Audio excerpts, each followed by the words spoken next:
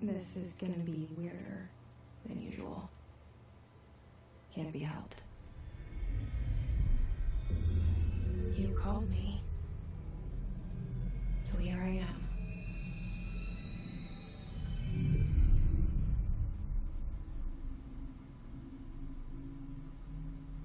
I know I shut you out sometimes. I'm always glad to hear from you. It's just that I get my hopes up. So many times it's led to nothing. I found nothing.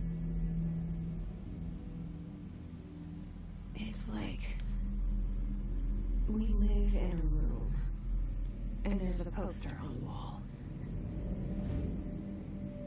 We stare at it and we think that's the whole world. The room and the poster. The picture's something nice. A landscape, a famous person. Like in that movie, what is it called? The prison movie. The room's a cell, and the picture is different for each of us. It can be beautiful or terrible, but we're all transfixed. Oh, damn. But it's all a lie. Something to distract us from the truth. They're lying to us. We're lying to ourselves. The room's not the world. The world is much bigger and much stranger. There's a hole hidden behind that poster that leads to the real world. We all feel safe in that room. But sometimes something crawls out from behind the poster. And the ones that see it happen freak out and try to forget what they saw. I'm here. Why did you bring me here?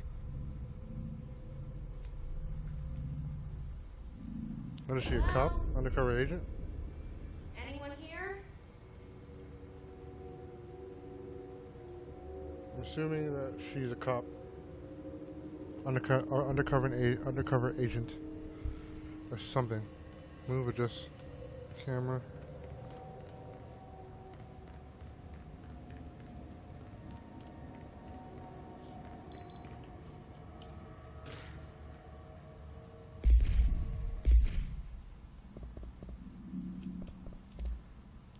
Certain objects are not allowed inside the Bureau.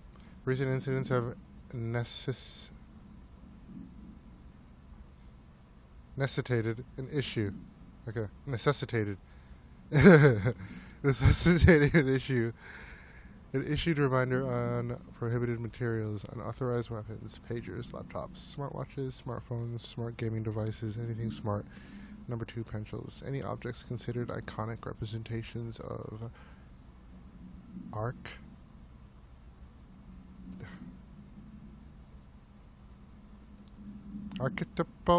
I don't know how to pronounce that one. Concept, e.g. rubber ducks, ketchup bottles. All material under Bureau investigation is to be brought in through the private entrances. If you see any lobby personnel in breach of these policies, please notify your supervisor immediately.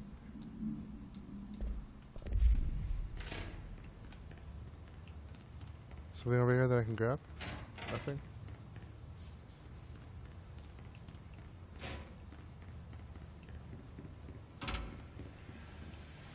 This seal. I saw it a long time ago. I keep seeing it in my dreams.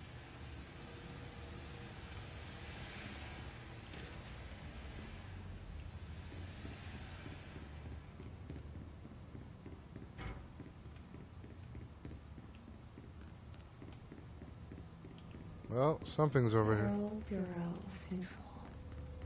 All these years I've been looking for them and they were hiding in plain sight.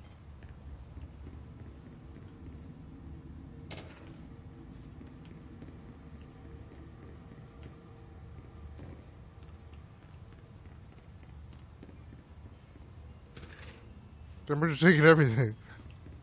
They're committing federal crime right now. Hello? Hey, excuse me. There you are. You are here about the job. Janitor's assistant. You need to go to the interview. Go that way to the elevator. Thanks. Elevator that way. Got it. Very good. I'm Ahti, the janitor, by the way. You work for me. You can say I sent you. If they don't hire you, then you are helmet. There'll be work for the axe. Take them behind the sauna. I've done enough night shift loader jobs to know it makes us come off weird.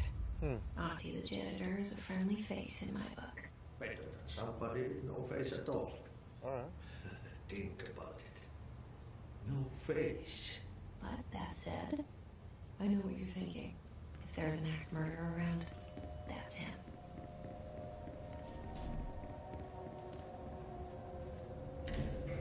The cell and the poster. I was 11 years old the first time I saw behind the poster. They told me I imagined it. I've been trying to pull it down ever since.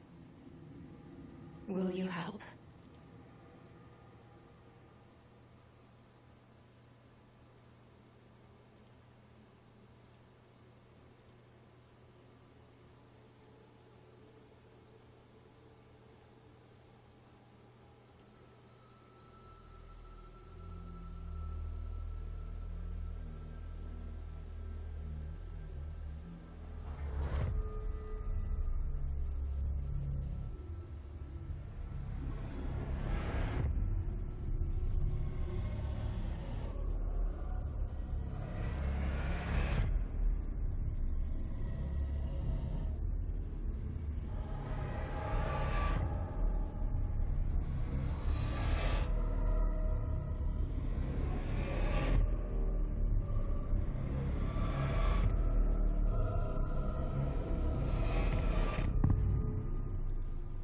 Control. Well, I don't really know what this whole thing's about here. Did I lose you there for a moment? Yeah, you did. You know what's on my mind. My baby brother, Dylan. 17 years since the men of this bureau took him.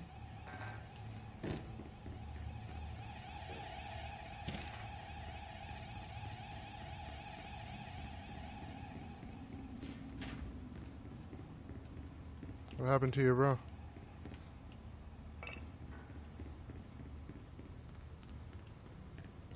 Okay.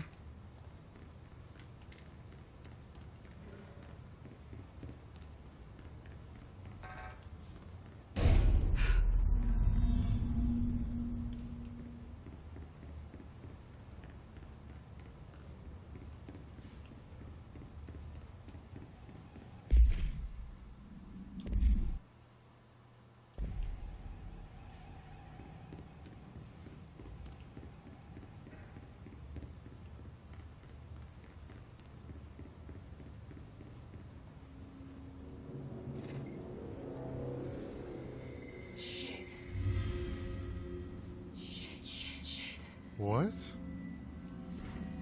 You want me to pick it up? The murder weapon? Really?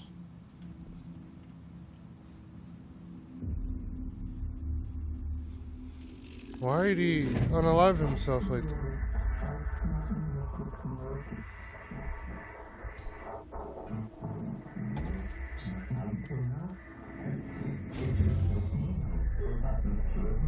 And there goes the poster. Objects of power can cause or be results of AWE's altered world events, intrusions upon the perceived reality. Now, the service weapon is, of course, a prime example of an OOP, a very powerful one. Ingrained in the Bureau's DNA, a key component in our prime candidate program. Come out of that Russian roulette a winner, and you're it. Well, open up.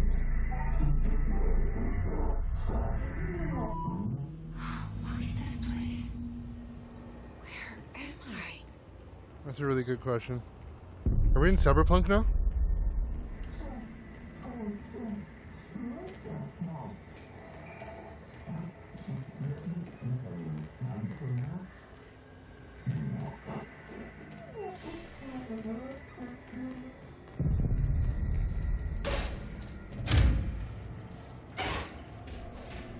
Okay.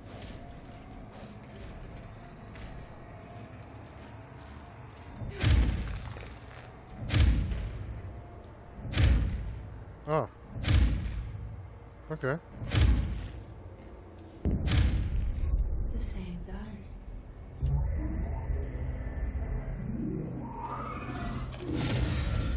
Yeah, why is she tripping so hard right now?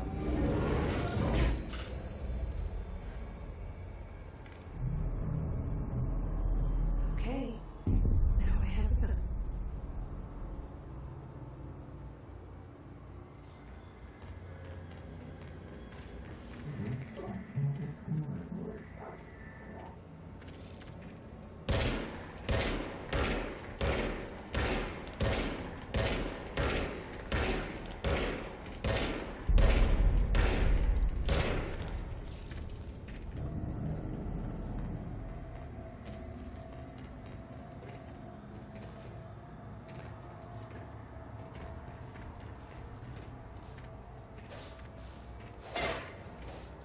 Oh, damn.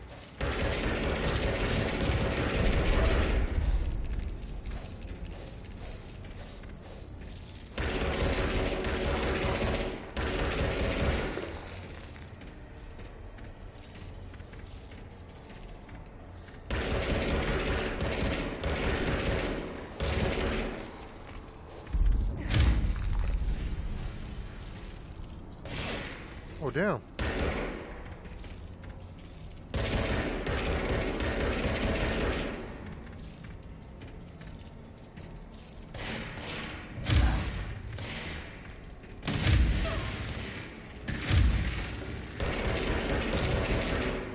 Oh, that's what that does. Okay.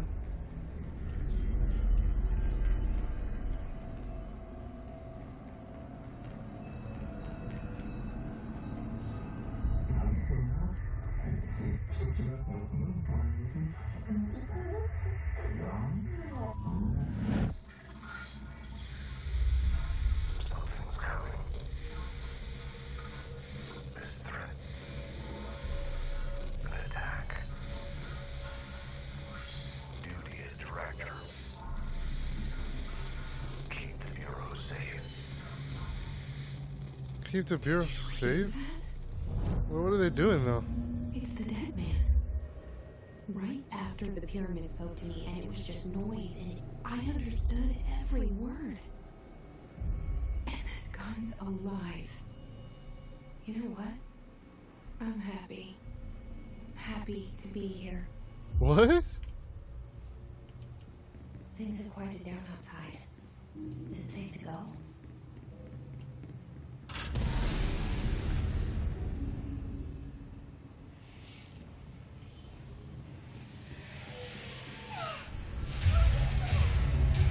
You can't let this happen.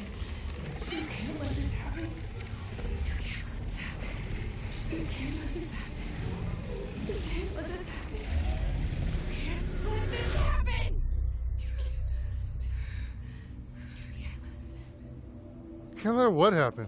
You stopped it. You. Oh, thank you. What the fuck? Horror.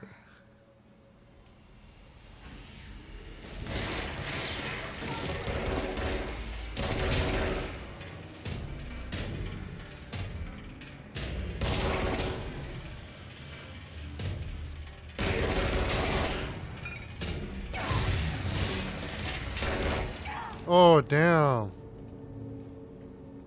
Bastard got me.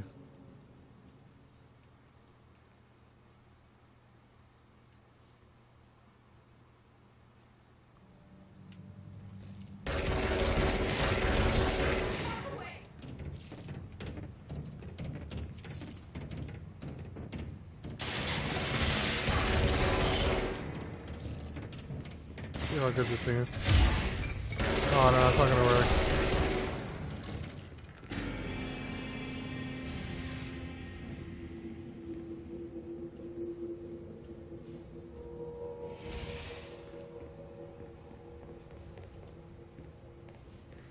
Oh, right here.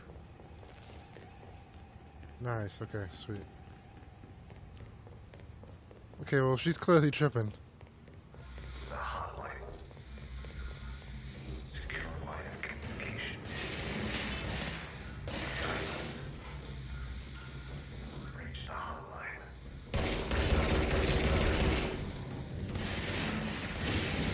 Right. That's the dead end. Okay.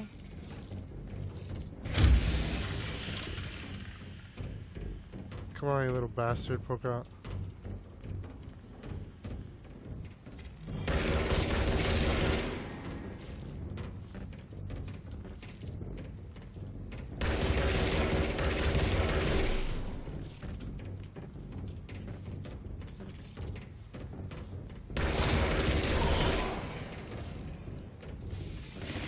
Whoa, someone's over here.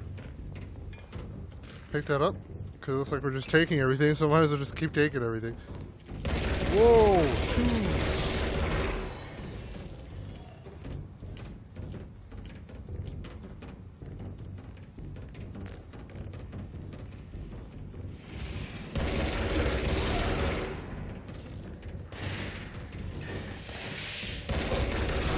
What are these things anyways?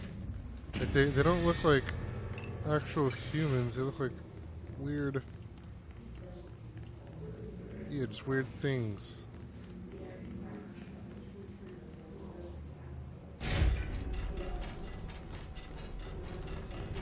Like, I'm like, why are all these people like this?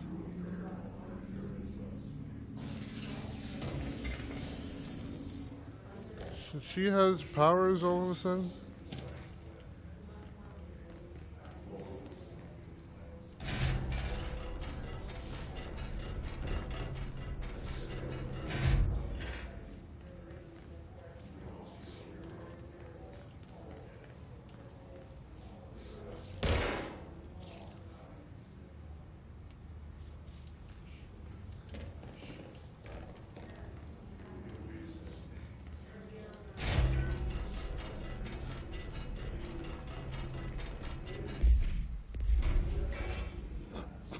Where am I right now? Right there, okay. Gotta go this way. The hissing sound that tried to invade me earlier. The hiss burrowing into everything in this place. Is the hiss your enemy? Alright, it's our. Oh shit. It burns in like an infuriating algae that makes you.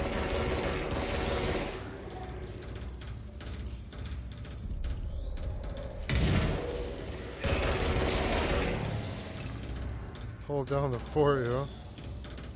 Where are these guys?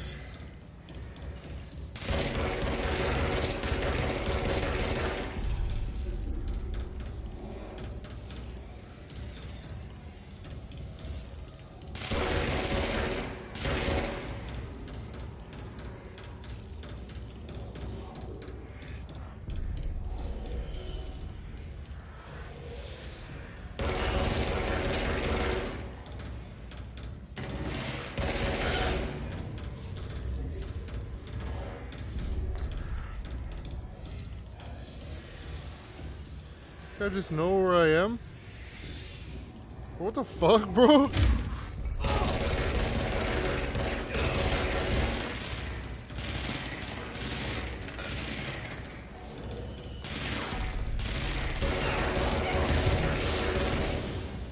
Bro. What's the lens control point? An enemy. It's right. Lens the control point. What does that mean? Help me fix it.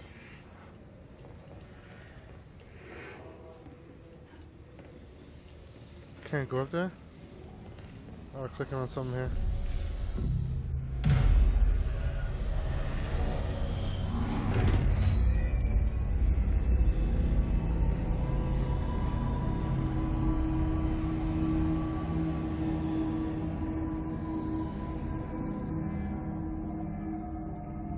Holy shit. You did it. We did it.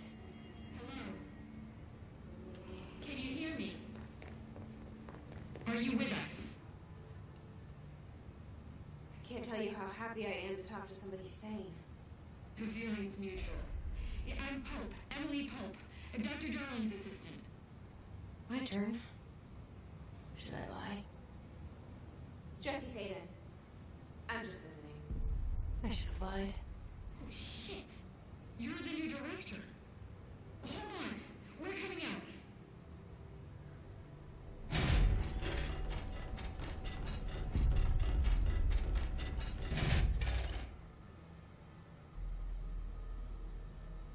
Director Faden. Call me Jesse. Okay, Jesse. I'm Emily. Look, somehow this hostile force, this Hiss? that works. Somehow the Hiss managed to infiltrate the building without any warning. And just like that, my name for it is official. The hiss. Like the sound of poison gas leaking in. We're in full lockdown. It seems to have spread everywhere and to everyone not protected by an HRA. And, extraordinarily, you. You are the director, and that makes you special by definition. Trench is no longer the director, obviously. I'm sorry, I'm talking too much. This whole situation is just a lot. Trench is dead. Shot. Ah, I found his body. And the gun. Do I tell her it looked like a suicide? the service weapon. Also, and this can sound crazy, but he keeps appearing to me, saying things. It's hard to make out, but he told me to cleanse the control point, push the hiss out. The whole room shifted around. Wait, what? I'm confused. And you entered the building when it was already in the lockdown before you became the new director? How? I'm not ready to tell her about you yet. A janitor let me in. I love it. And this is fucking unbelievable. I can't even... Look, Jesse, I have a million questions, and you probably have a million more. Like, do you know my brother Dylan? Not yet. But there's something I need to ask you to do first. If you can cleanse a control point, then you can maybe cure those infected or possessed by the hiss. Because if that's possible, our options are very different. Emily Pope. I don't know her, but I like her already. She's the opposite of the faceless agency I've blamed for what happened to me for so long. But I can't trust her yet. Or rather, the Bureau she's a part of. Yes. I can try. I'm speaking for you, of course. We can try it together. Okay. You with me? We did it before. Push the hiss out. Okay, we're gonna push this out. This is a little bunker, huh?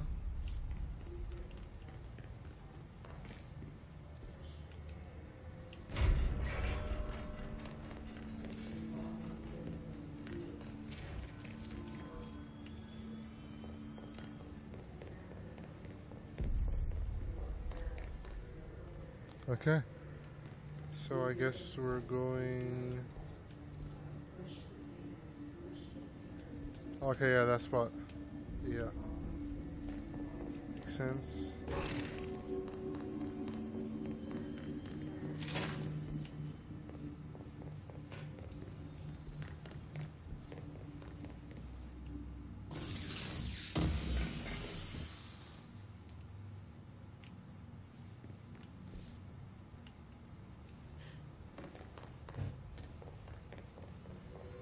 I like how they have the map like this. This is nice and shown.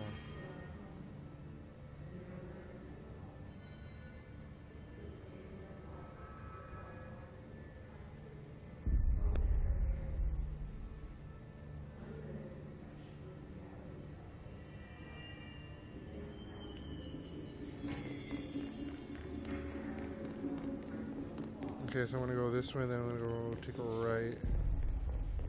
From here, can I take the elevator? Okay, I can't take the elevator, so we're not going that way. So looks like I gotta take...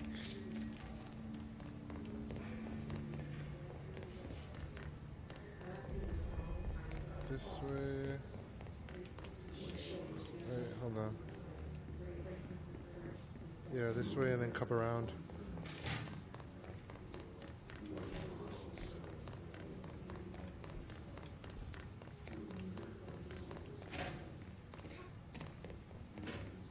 Oh yeah, welcome to all the people who are in here right now. What's up, dudes? Alright, I'm gonna go this way.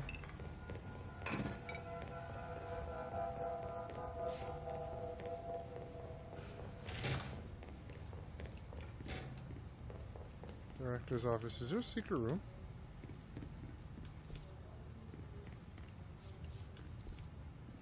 Is there a secret room here?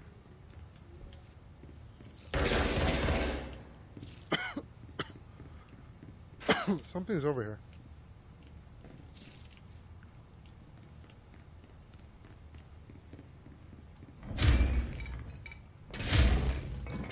No?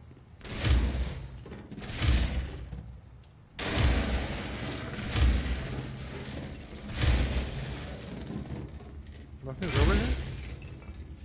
Why does it look like there's something over there?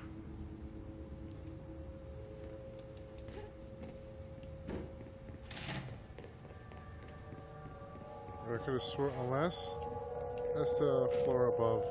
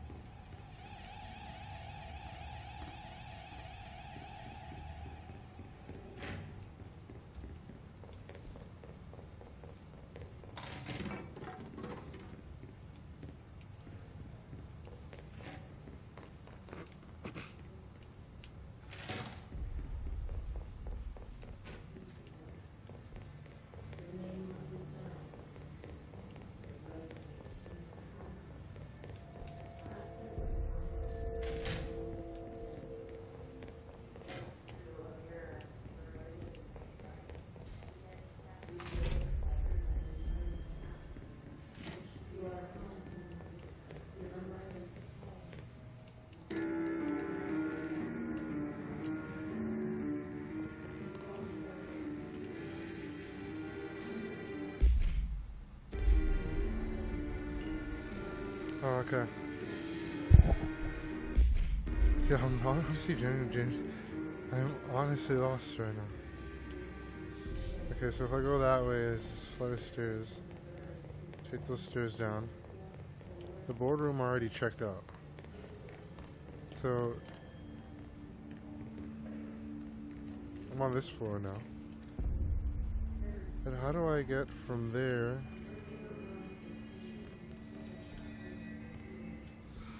That's the shelter.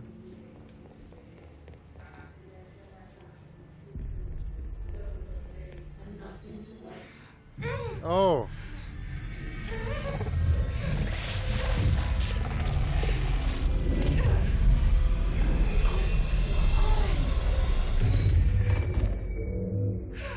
Oh damn, is she gone? It looks like she's gone. It just faded into nothing. It didn't work. The hiss has burrowed too deep. Ripping it out rips them apart. Emily Pope. I can't cleanse them. I saw. It was worth a shot. Thank you, Director. Jesse. I'm gonna tell her why I'm here. I'll risk it. Listen. The Bureau was involved in an incident in my hometown, Ordinary, 17 years ago.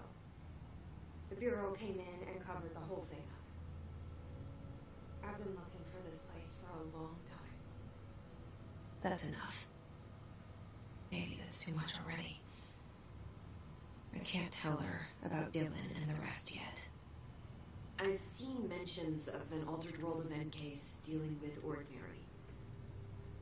You were at Ground Zero as a child? It was one of the big ones, and before my time. and very classified. I can try to dig out some old files for you. My boss, Casper Darling, would know, but he's missing.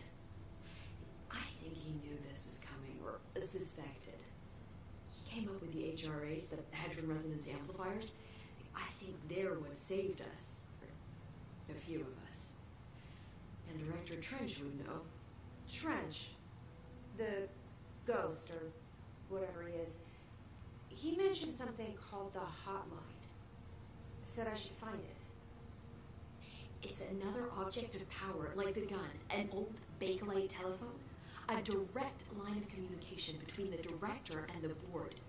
Maybe he can talk to you more clearly through that. I mean, Trench has years and years of experience. He might know how to destroy the hiss. Where is the hotline? It's kept in the communications department through the mailroom. It's part of this sector, so we can access it even with the lockdown in place. We'll get the door open for you. Okay, that's my next stop. That's Tomasi's department. He's the head of communications. I don't think he had an HRA. He kind of made a point about not wearing one earlier. Keep an eye out. They call me the director. But that's not me. I'm not a director type. I'm not a leader. Why am I here? I think you already know. Yes, I came for my brother, but there are other reasons too. I said I was looking for answers, but I might never understand them. I'm not looking for proof. This is already it. More than enough. No matter what they told me all those years, I know it's real now. I didn't imagine this. I want to be a part of this world. What scares me shitless is that I finally found it. Only to see the hiss destroy it all.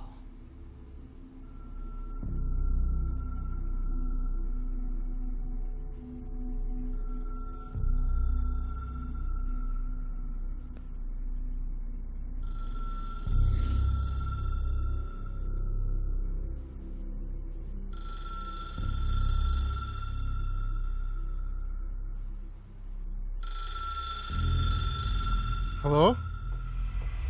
I know this is all new to you, so don't hesitate to ask me anything you want to know. There are no stupid questions. The door to the comms department is just outside the boardroom back in the lobby. They should have gotten it open by now. Follow the signs to the mailroom. You can get to the hotline containment chamber through there. Good luck, Jesse. See you back here once you have the hotline. Thanks, Emily. Right, okay, let's do this.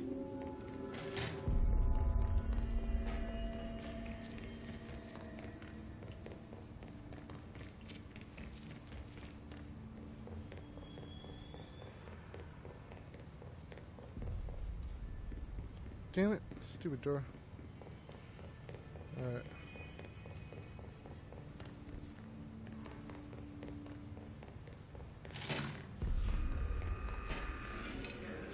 There it is again. A welcome message.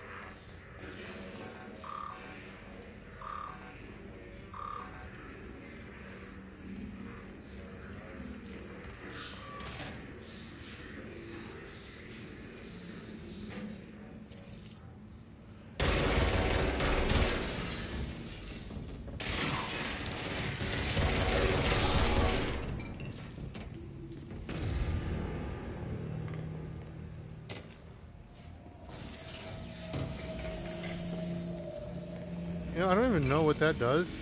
I just keep doing it.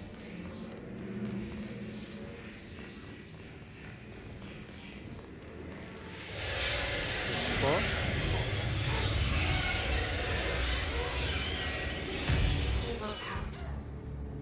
Oh, what was that? Oh. I thought something was shooting me.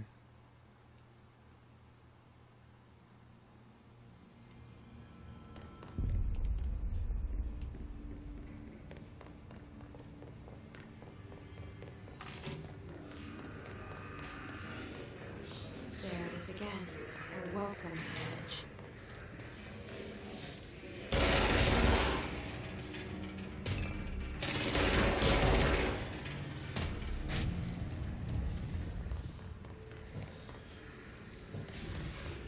Okay, so if I go over here is when it starts to like... It's overpowering here. You don't want me anywhere near it. You know that. Oh, dude. Okay.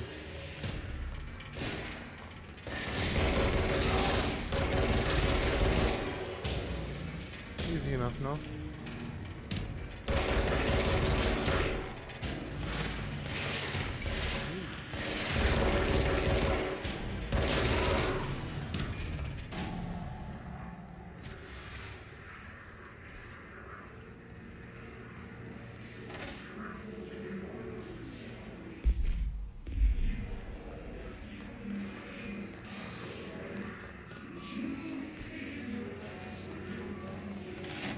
There we go.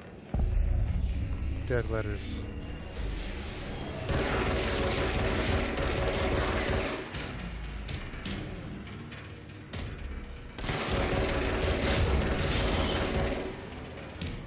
Come on, who's next?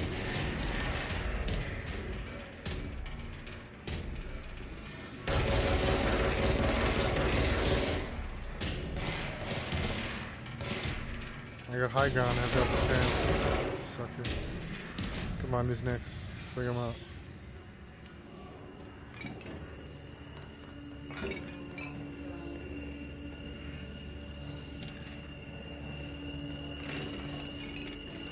Okay.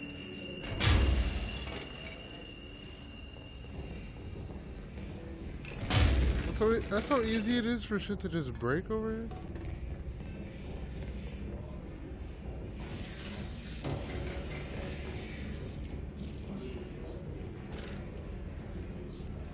Oh shit, I got damage boost?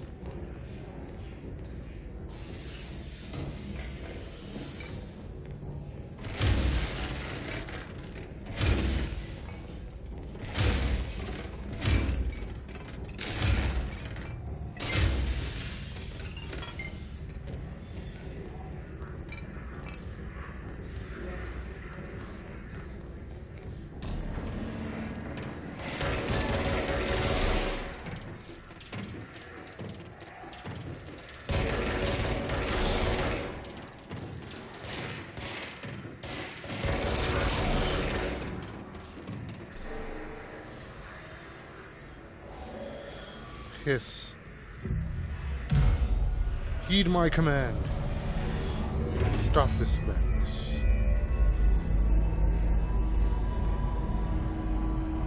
Are we in like a little mini alternate dimension within this facility?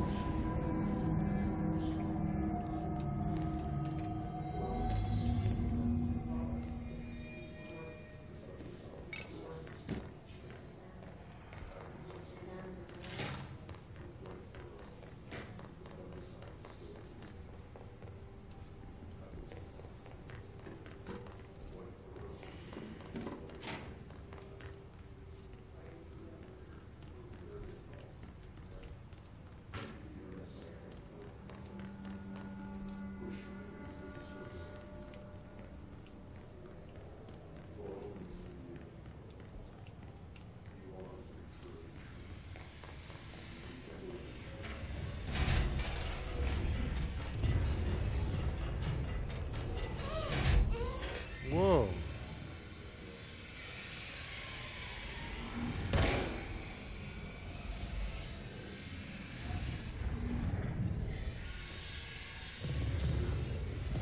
Whatever's in there is going to seriously hurt me.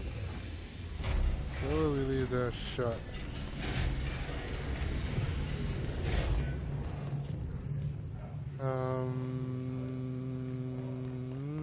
Zirenia. Avarissimo. Yes, let's go. So then, oh, hold on, I can't exit from that level. Yeah, I can't exit from there. I have to go back. Yeah, I have to go back. I can't exit from there.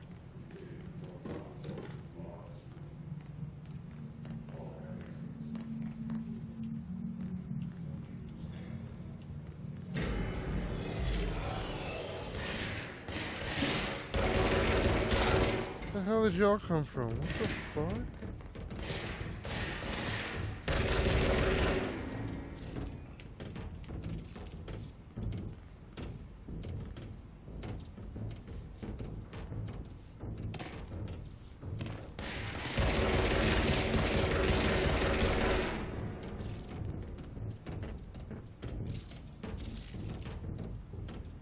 Poke up, bro. You don't want to poke this. You don't want to poke this. I told you. You don't want to poke this.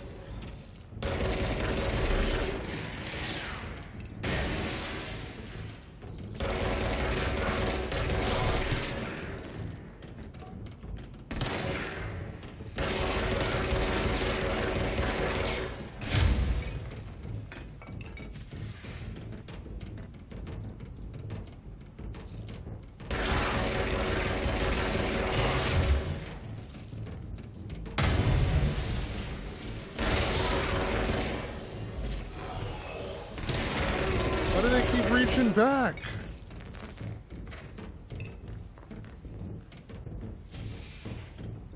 I need to get the heck out of here.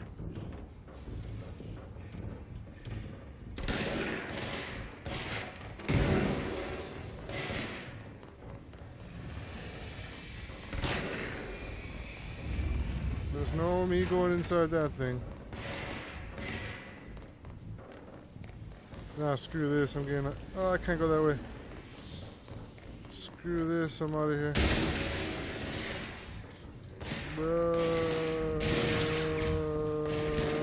He missed all those.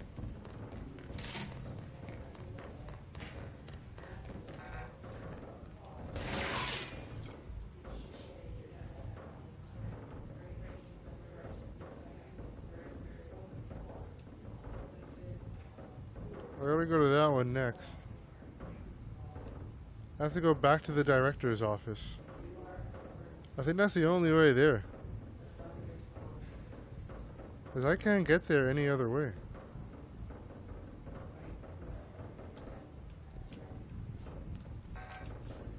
And that room's not working.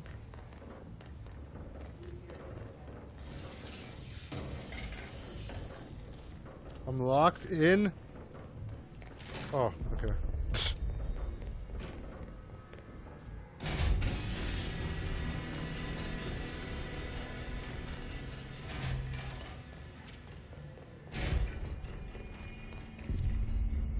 What's this for? Fast travel?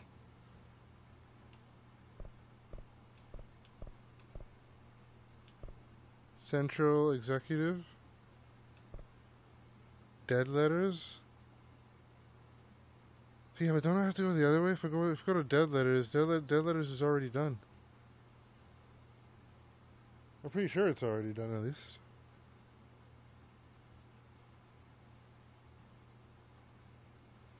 Yeah, honestly, man, I'm honestly not even feeling this game. Like, I thought it was alright, but, yo, man. Like, I'm not really feeling this. I'm just being dead honest. Being honest here. Me no feel this game.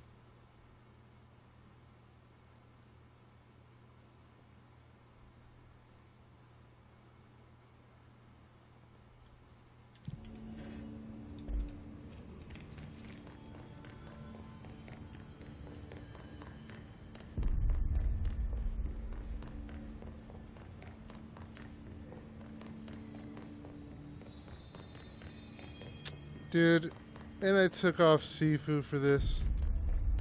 I'm not feeling this. I don't like I don't like the way the characters are. Well, the characters are cool, I mean, but you know, like the style and acting and whatnot. I'm pretty sure this game is a decent game. Pretty sure some people think it's an amazing game and they would tell me to shut the heck up. But hey, for me, as of right now, I'm not really feeling this.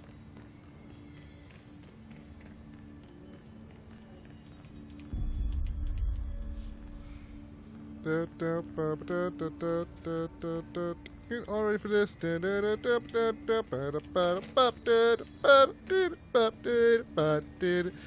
for this.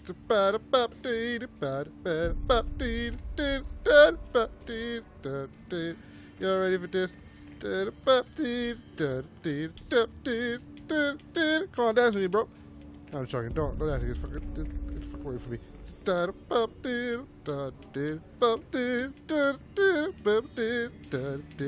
Y'all ready for this? What is he wearing on his suit?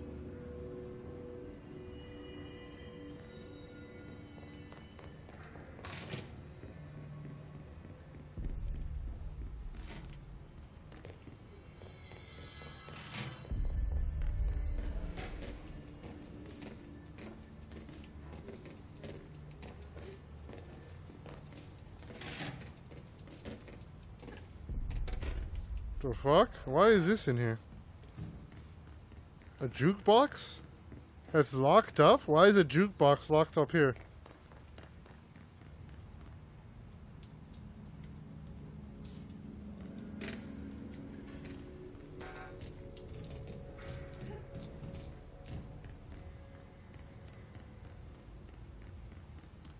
Alright.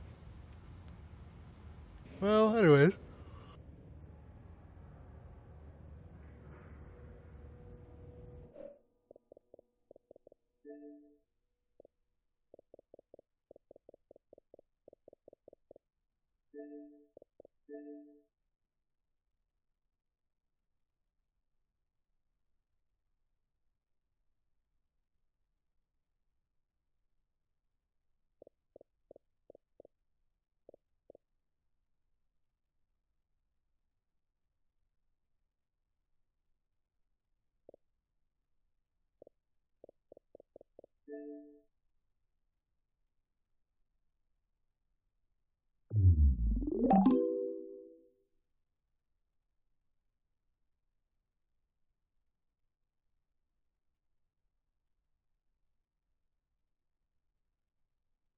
The 2006 volleyball incident.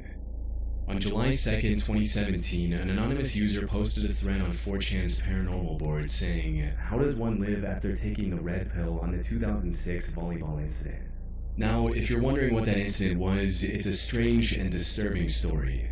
The post was referring to a supposed mass shooting where a gunman killed 14 people during a high school volleyball game in either South Dakota or Nebraska back in 2006. But here's where things get strange. If you search for any information about it online, you'll find nothing. No news articles, no official casualty reports, nothing.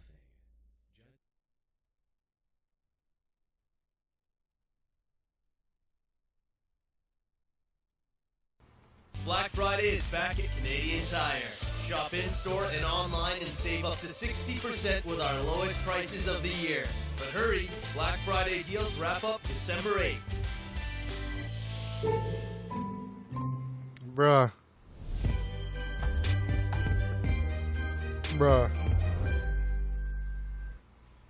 Conspiracy theory websites and the occasional Reddit post asking if it even happened.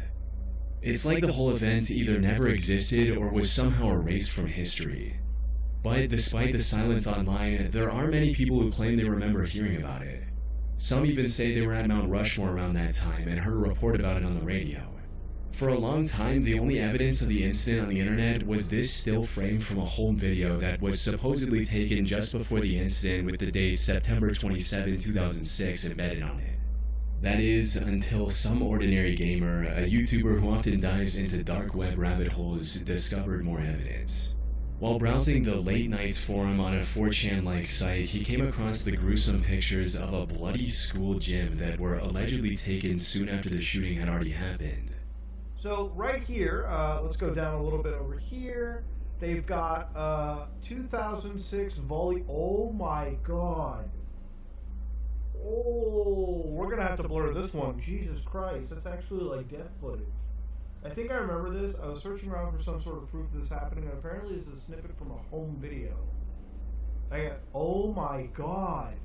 We have to blur that out. I gotta make sure we note that and blur it real quick. Let me add that to the notes here. Jesus. It's like an actual straight up bloody massacre. It's like VHS recorded. This has to be from like a movie. There's no way. This has to be from like some movie. It's crazy as hell. That it's got like a CBI not for release. Like I assume CBI stands for like some sort of a governmental organization or something. That is so messed up. I feel like I should have known this or something. Holy smokes, man. I don't even know if that's like a conspiracy. How is that a conspiracy? It's actually like death foot, unless it's from like some movie or something that we don't know about. Jesus Christ. That is actually the most chilling thing I've seen. We're like 5 minutes into this recording and already it's just like death footage has hit the building. In the bottom right corner was the text, CBI not for release, which I'll do my best to show you while blurring everything else out. This has led to some pretty wild theories being spread all over the internet. According to the most popular ones, the incident did happen, but it was covered up by the American government. As the story goes, the government was trying to assassinate someone who was attending this high school volleyball game. Things got out of hand, however, and a lot of the young volleyball players were caught in the crossfire. And since this would have caused tons of backlash from the public, the government instructed the news media to not talk about the story and also paid the victims' families to keep them quiet. However, while the US government is no stranger to covering up the truth, I have to admit, this one is quite far-fetched. Keeping something this big under wraps for so long feels pretty out there. At some point, you'd think the truth would slip out. A somewhat more reasonable theory is that this is a classic case of the Mandela effect, where large groups of people collectively misremember something. And coincidentally enough, I actually did find a similar incident that happened in 2006 in that region. In the Platte Canyon High School situation, 53-year-old Dwayne Roger Morrison took 7 female students hostage, attacked them, and ended up shooting one of them. Why? This also took place on September 27, 2006, which is the same date on which the alleged photo was taken before the incident. Its location in Colorado might also explain why people from the Midwest remember hearing about it on the news. But there are some major differences. Most notably, the Platte Canyon incident had nothing to do with a volleyball game, and there was only one death. But in saying all of that, the most likely scenario is that all of this is a hoax. While researching this incident, I came across an interesting post on the forum Above Top Secret from 2017. In this post, the OP was talking about creating a hoax in which multiple school shootings happened in 2006 in tiny towns, but any information relating to these incidents has been mysteriously erased from the public record. But if that's the case, the images that some ordinary gamer came across, where did they come from? Considering it's been over 7 years since this first contraction on the internet, it's unlikely we'll ever know the answer to this disturbing internet rabbit hole. Grave robbing for morons. On August 8, 2014, a user by the name Simon Pred J posted a video on YouTube titled Grave Robbing for Morons. This was a digital re-upload of a very old VHS video, an extremely chilling one at that. In it, a young man goes into disturbing detail explaining step by step how to rob graves and sell the remains on the black market. Grab it by the eyes or the nose. You pull it out, put your finger all the way in. There's nothing there that will hurt you at all. Or you have to make sure that there's nothing that can hurt you. Do not be afraid. Pull it out like that. Do not pull it by the teeth, or else it'll break out like that, and you will have holes. What makes this video even more unsettling isn't just its content, but the mystery surrounding it. No one knows who the man in the video is. To this day, his identity remains unknown, and no one has come forward to claim responsibility. This has left the internet in two fiercely opposing camps. Some believe this is authentic footage of a real grave robber. Others argue it's an obscure horror short crafted purely for shock value. Surprisingly, I came across evidence that supports both sides of the argument while researching this topic. One undeniable fact, however, is that the original video is extremely old. The earliest mention of its title, Grave Robbing for Morons, I found on the internet was a now-defunct online store for horror VHS tapes called Shocking Videos. This website listed the tape for sale in April of 2003, stating, "What we have here is genuine camcorder footage of a drunken teenage stutterer giving a half-hour lecture on how to steal body parts from graveyards for fun and profit while holding a fresh, rotting skull in his hands." That said, the original video is likely from the late 80s. We can clearly see the VHS box for the 1987 Evil Dead 2 movie 5 minutes and 43 seconds into the video. And to narrow it down even more, there's an issue of Horror FX magazine visible in the bottom left corner at the same time. This specific cover was a part of a unique Fangoria Horror magazine edition released in July 1989, which means the video was probably shot around that year. The horror memorabilia scattered throughout the footage implies that whoever created this video might have been a die-hard horror fan just trying to make something creepy for the thrill of it. And while most of the gruesome advice given in the video feels very authentic, like describing ways to remove the skull from a body that hasn't fully decomposed yet, there are also sections that seem extremely goofy. Like when the host suggests knocking out witnesses so they think it was all just a dream. Never leave witnesses. If you have to knock them out so that way they think it's a dream. This gives further credence to the theory that the subject doesn't have any real grave robbing experience and is just making it all up for the video. On the other hand, some people argue that the skull he's showing in the video is far too detailed to be fake. As for the inconsistency in the advice, that can be explained by the theory that this was likely his first time robbing a grave, and that he was simply making things up to seem more knowledgeable on the topic than he actually was. But this is where things start getting really eerie.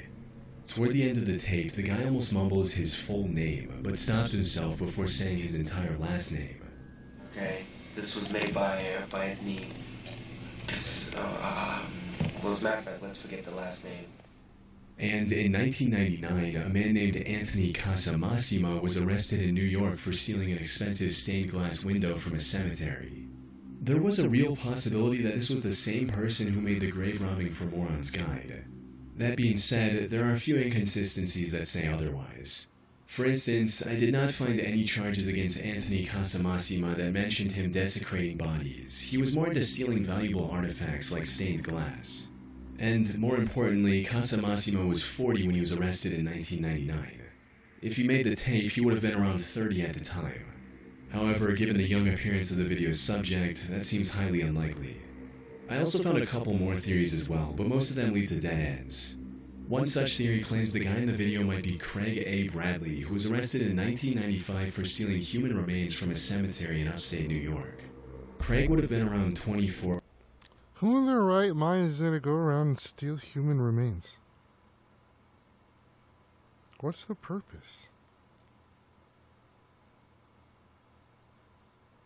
Can someone make that make sense?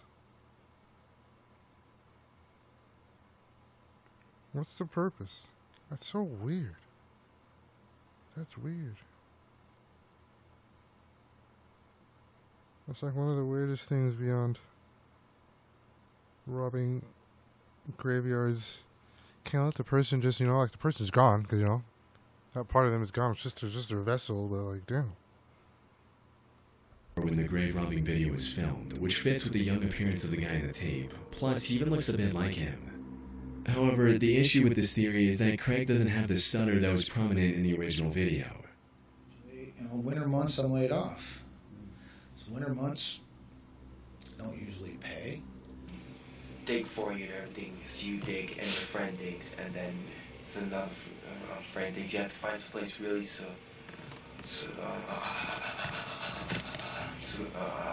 secluded, so that way there's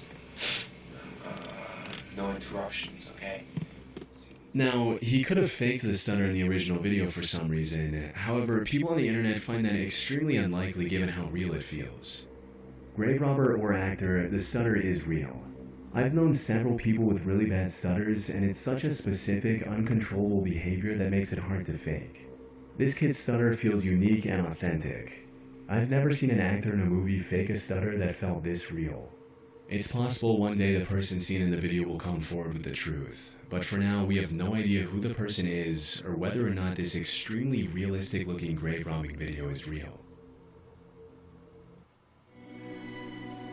The problem is not going to go away by itself. I always recommend Sensodyne. Vanute coffees open up a world of flavors. Vanute, live flavorfully. They say the eighth wonder of the world is compound returns, which makes your greatest enemy high fees. If you'd invested $100K for the last 30 years and earned 8%, you'd have over $1 million. But pay a 2% fee every year, like many mutual funds, and you'd have $400,000 less. If you understand it, you'll earn it. But if you don't, You'll pay for it.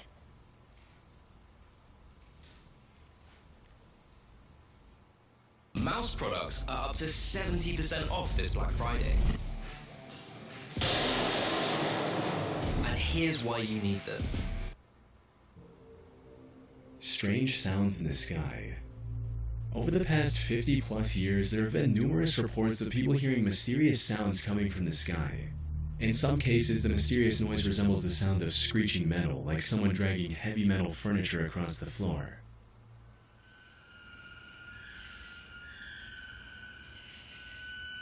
However, the most commonly reported noise is a low-frequency hum that persists in the area.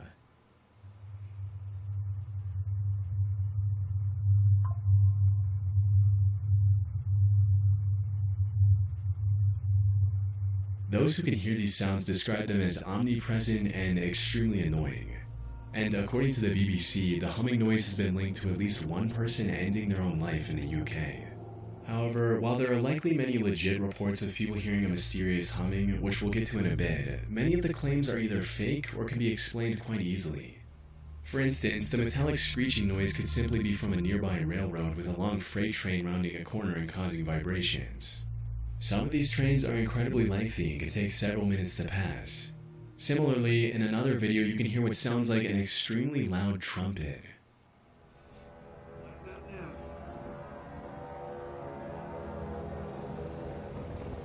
The original poster of this video titled this as a judgment trumpet, referring to the divine trumpet described in the Christian faith. However, given the poor weather conditions in the footage, it's likely just a malfunctioning tornado siren, like this.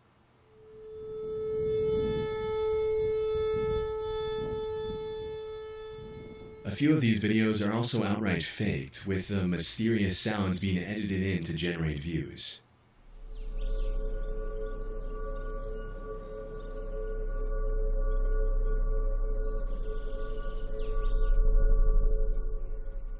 Notice how the birds around the area appear completely unaffected by the loud, ominous noise, which would be unlikely if the sound was genuinely overwhelming the environment.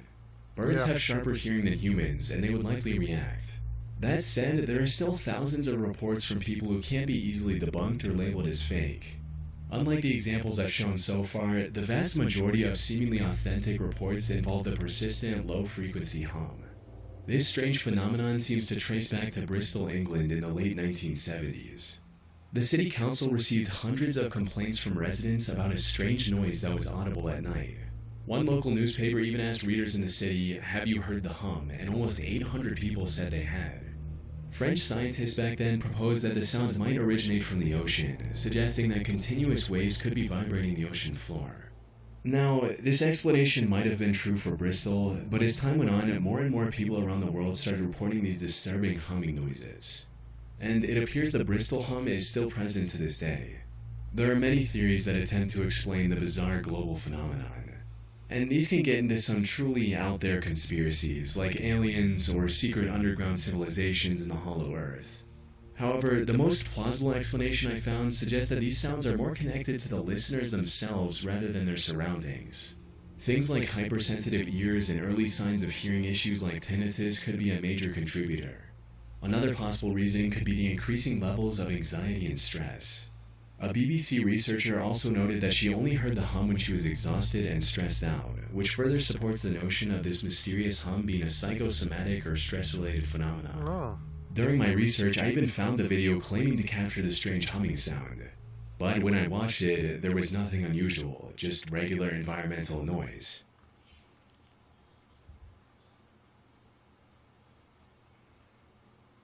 It's entirely possible that the person who recorded it was hearing something from inside their body, misinterpreting it as an external sound, which further supports the stress-related theory.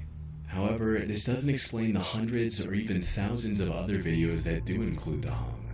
And given the endless amounts of possibilities for each individual case, I doubt we'll get a concrete answer anytime soon. Has any of you heard a hum? People who watch this back?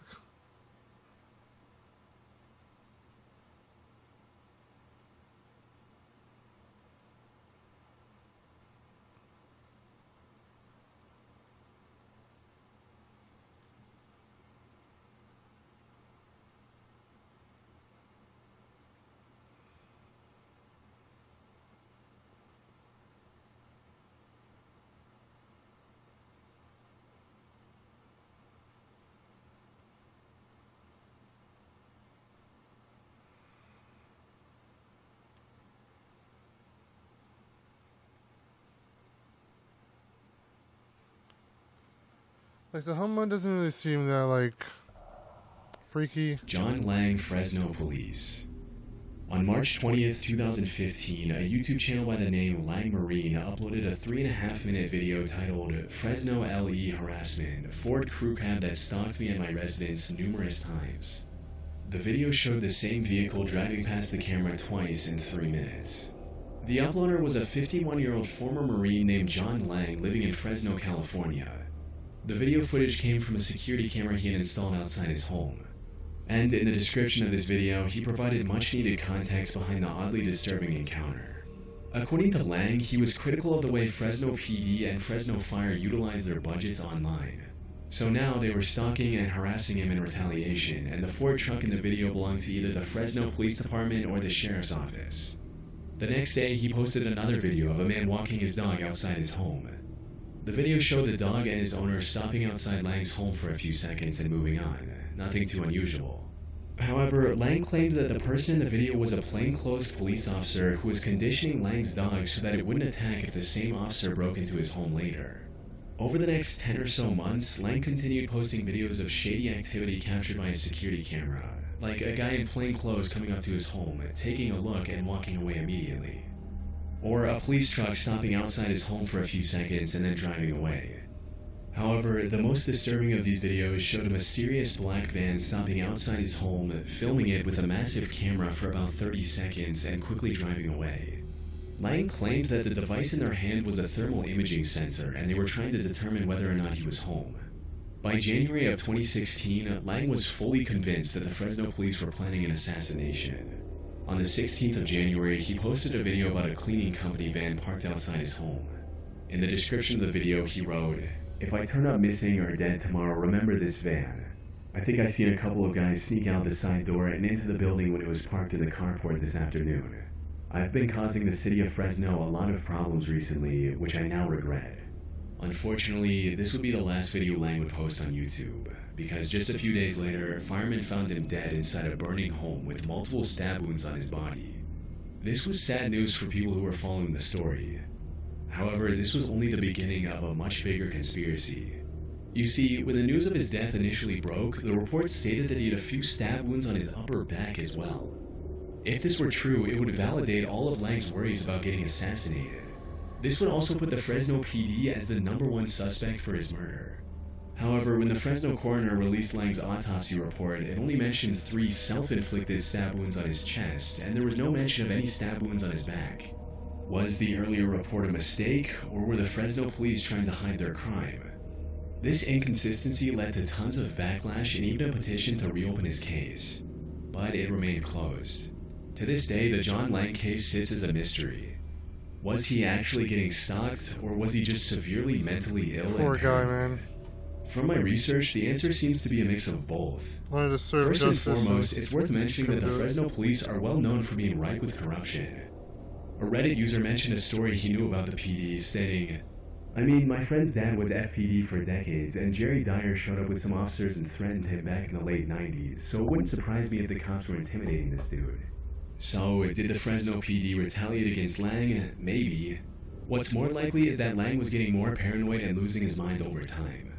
From what I can see, the man walking his dog is doing just that, walking his dog, and claiming that he was somehow conditioning Lang's dog in just a couple of seconds is pretty out there.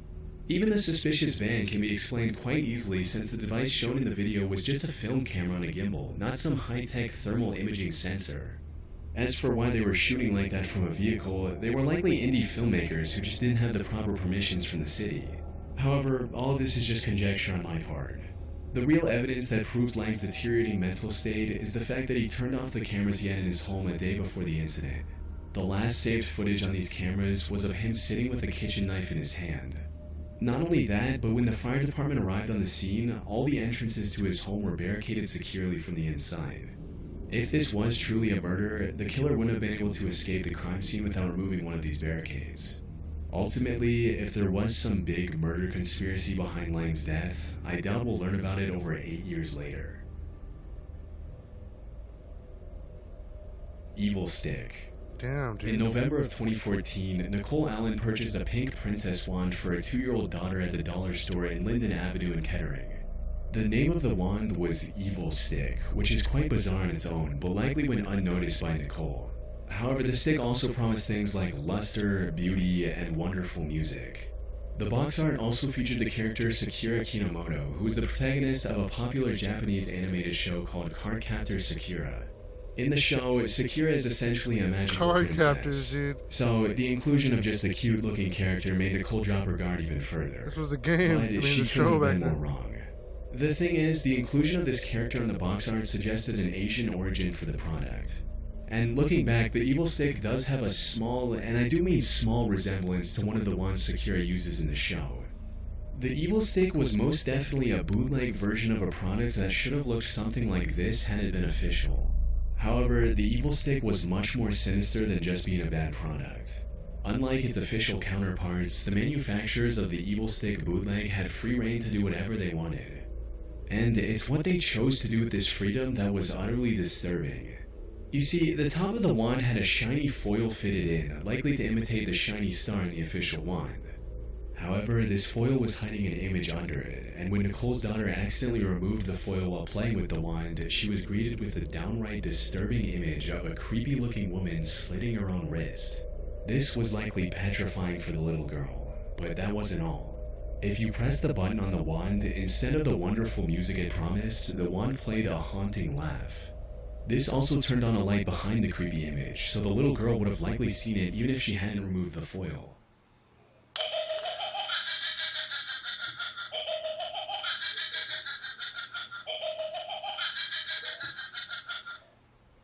When Nicole found out about the disturbing truth, she made her findings public in hopes of getting this creepy toy banned from stores. News coverage of the Evil Stick quickly went viral, but the toy remained as mysterious as it was creepy. How was that able to get bypass all that shit to be put in the stores? Bro, what? How? How, Sway? How? How is that going into And the adult? disturbing image concealed within the toy was traced back to French photographer Butcher Ludwig, who appears to be a master of creating the most nightmarish artworks one can imagine. Nearly all of his work is too graphic for YouTube. For most of them, however, even a quick glance is enough to trigger your fight or flight response. As for why the gory, horror-filled work of his photograph was stolen to be included in a children's toy, no one knows for sure. The only other thing people learned about the Evil Stick after examining its package was that it was manufactured in China, and that's it. The packaging didn't have the name of the manufacturer. I even looked up the universal product code embedded in its barcode and couldn't find any relevant information through that either. This is just one of those things that really makes you wonder what other disturbing mysteries are hidden inside cheap children's toys. That's some messed up shiz. Black Friday is back at Canadian. Some messed up shiz right there.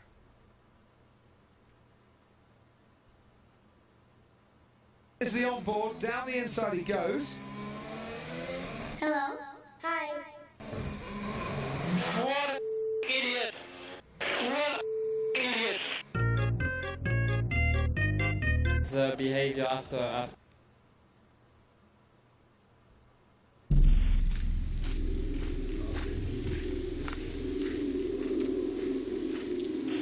What? December 2016. A video is widely shared by Burundian social media accounts. It shows red liquid flowing from the gutter of a private property. Those who posted it speculated that the liquid might be blood.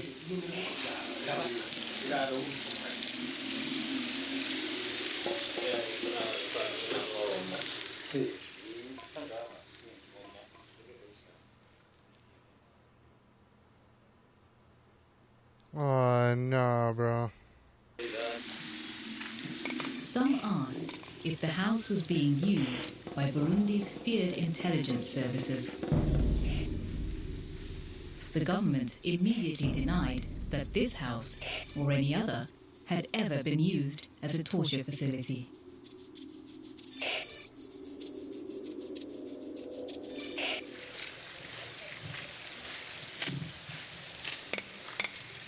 BBC Africa Eye has been looking closely at this house and asking some critical questions. Who lived here? Did people die here? And is the Burundian government running secret torture facilities to silence dissent? Probably. Most likely. The reason why we're here is to know. protest this third mandate of the president. The streets of the capital, Bujumbura, in 2015.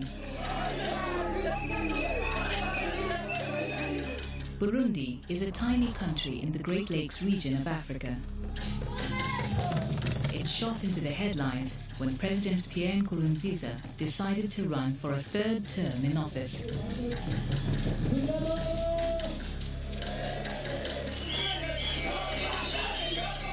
People took to the streets, claiming he was violating the constitution.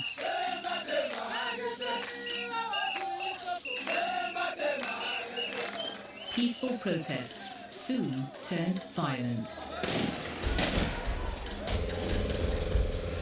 Hundreds were killed.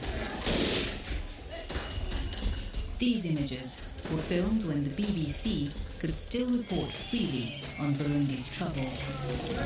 But there was a brutal crackdown on local independent media. Foreign journalists were denied visas, and special instructions were left at a border post refusing entry to a BBC team. Faced with these restrictions, BBC Africa Eye decided to examine some of the social media images that have been trickling out of Burundi in recent years.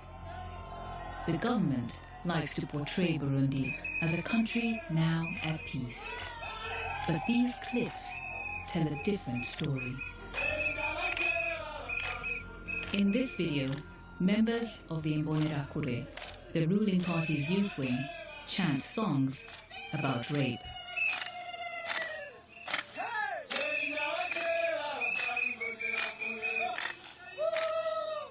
Here, supporters sing about burning opponents.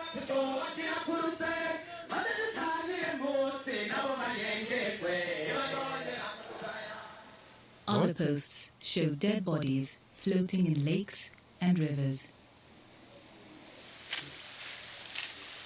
The video of the red liquid was among the most disturbing, and it contained some information that allowed us to investigate further. It was posted on social media with an address, 76 Avenue Ntwarante. It's here in Kinindo, a quiet residential neighborhood of Bujumbura. In April this year, we found the house's owner, Prosper Kaze. He's an active member of the opposition who no longer lives in Burundi, and he recognized his property in the video. It's a place where I grew up, so I can't mistake it. You see, I'm not good at drawing, but I guess from memory, this is the sitting room. Yeah. With Prosper's guidance and family photos, forensic architecture, who specialize in the precise reconstruction of witness testimony, built this virtual model of the house. It's the house Prosper grew up in, and to which he took his own children to spend time with their grandparents. His family left the country and abandoned the property in 2015, at the height of the protests.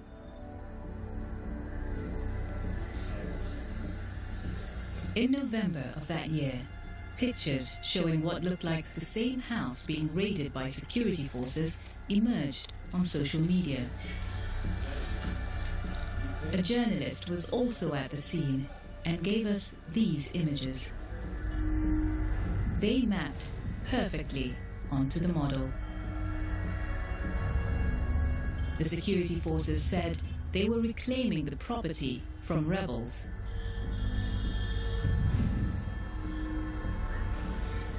Prosper's house was now in the hands of Burundi's authorities. What did they do with it? And why, 1 year later, was red liquid flowing from its gutter?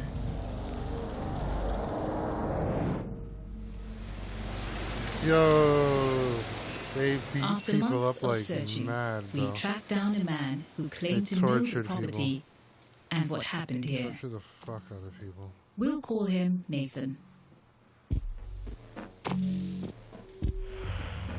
He drew a sketch of it for us, which proved that he really was familiar with the layout of Prosper's house.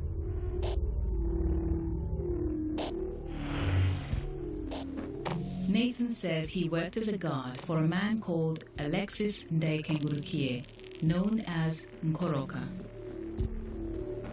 This is Nkoroka. He is the deputy head of interior security for Burundi's intelligence service and is accused by local human rights activists of running secret detention centers across the country. Shit. Normally, Nkoroka doesn't kill, but he orders. He tells you, work. You do what he orders you to do. Okay. The door is here? The door is there, leading to that room. We took forensic architecture to meet Nathan. Using the model to walk through the house, Nathan gave a detailed account of what he had witnessed in each room. How many people were in the house? I don't remember the exact number, but in the detainees' room and in the other room, there were around 20 people. Nkoroka was the one in charge of the house, so sometimes he would get them out to interrogate them and beat them up in the living room. The detainees were made to lie down, and the chairs were on the other side. I can't tell if they were beaten one by one. All I know is that they were screaming.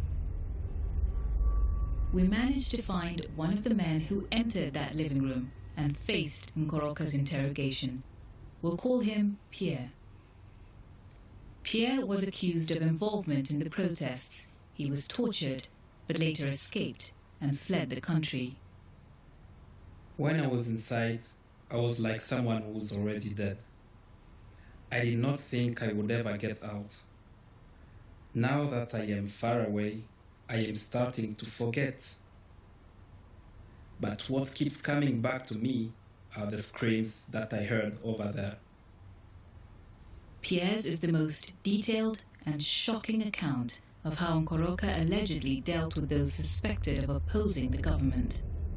If they wanted to question someone, they would call him and they would approach the chief and kneel before him. So we would be in line somewhere here and they would call us one by one. Each case was different, but if they were not satisfied with your answer, they would torture you.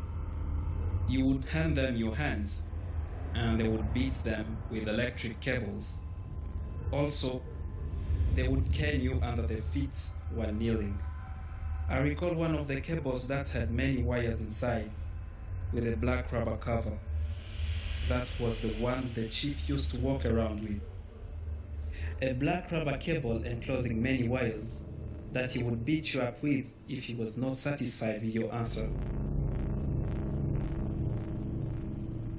Dear Simmer, yours was the merriest request I've ever had for a fight, so here's a little something to pull up over your head. I've added a fight strap for you. Happy holidays, Juice.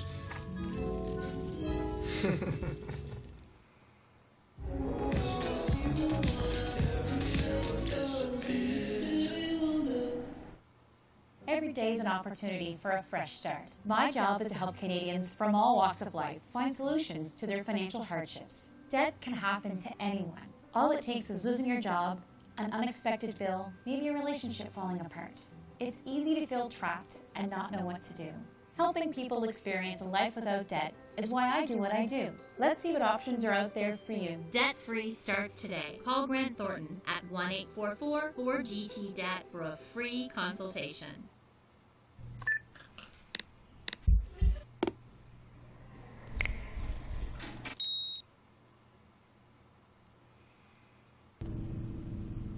In December 2016, Pierre heard something worse than the regular beatings. 2 people, he said, tried to escape from the house, and the guards chased after them. So we could hear people shouting and saying, "Get those dogs, don't let them escape, or you will suffer consequences." When they finally caught them, I could hear them screaming in a way that suggested that they were being killed or being inflicted excruciating pain. Oh, They shit. did not come back in the house after, and given the words I could hear, I think they were killed. It was not just the screaming that made Pierre think the detainees had been killed. He also says he heard the chief, Nkoroka, talking about body bags. Then that day he said, "Bring sacks and stuff in those dogs and load them in the car." That is why I think people were killed there before, because those bags were used to carry corpses. Pierre didn't see any of this. He was locked in a room, listening to the terrifying sound of men screaming outside. But at around the same time, just before the video of the red liquid began to circulate, our guard, Nathan, saw a killing with his own eyes. His account contains striking similarities to Pierre's testimony. He describes 3 men being brought into the house. They were tall, one of them especially big. Let me tell you the truth, the whole truth. During the time of that blood, they had brought 3 men and had put them in that room over there. The next night, an intelligence agent came and took them out of their detention room to the living room. That was Nkoroka. He ordered his guard to behead them. At that point, one of the guys, who was a tough man, tried to forge ahead and escape. According to Nathan, the escapee was caught and killed just inside the main gate. He says the guards carried the body back into the living room, where the other 2 prisoners had already been beheaded with knives. Oh, damn. Then they brought sacks to stuff their corpse in. We tied the sacks. Then we took a new tent and laid it in the cargo area of the car, loaded the corpses in the car, and covered them with a tent, and they drove. Nathan says the bodies were carried away in sacks. But the blood of the 3 men remained on the floor and the driveway and had to be cleaned up. If that blood was coming from the house, it was from the kids' bathroom. Prosper, who built the sewage system for this house, says that if it had been poured into his bathroom drain, built the sewage it would have system for flowed his own into house? this gutter, the same gutter seen in the video posted on December 28th.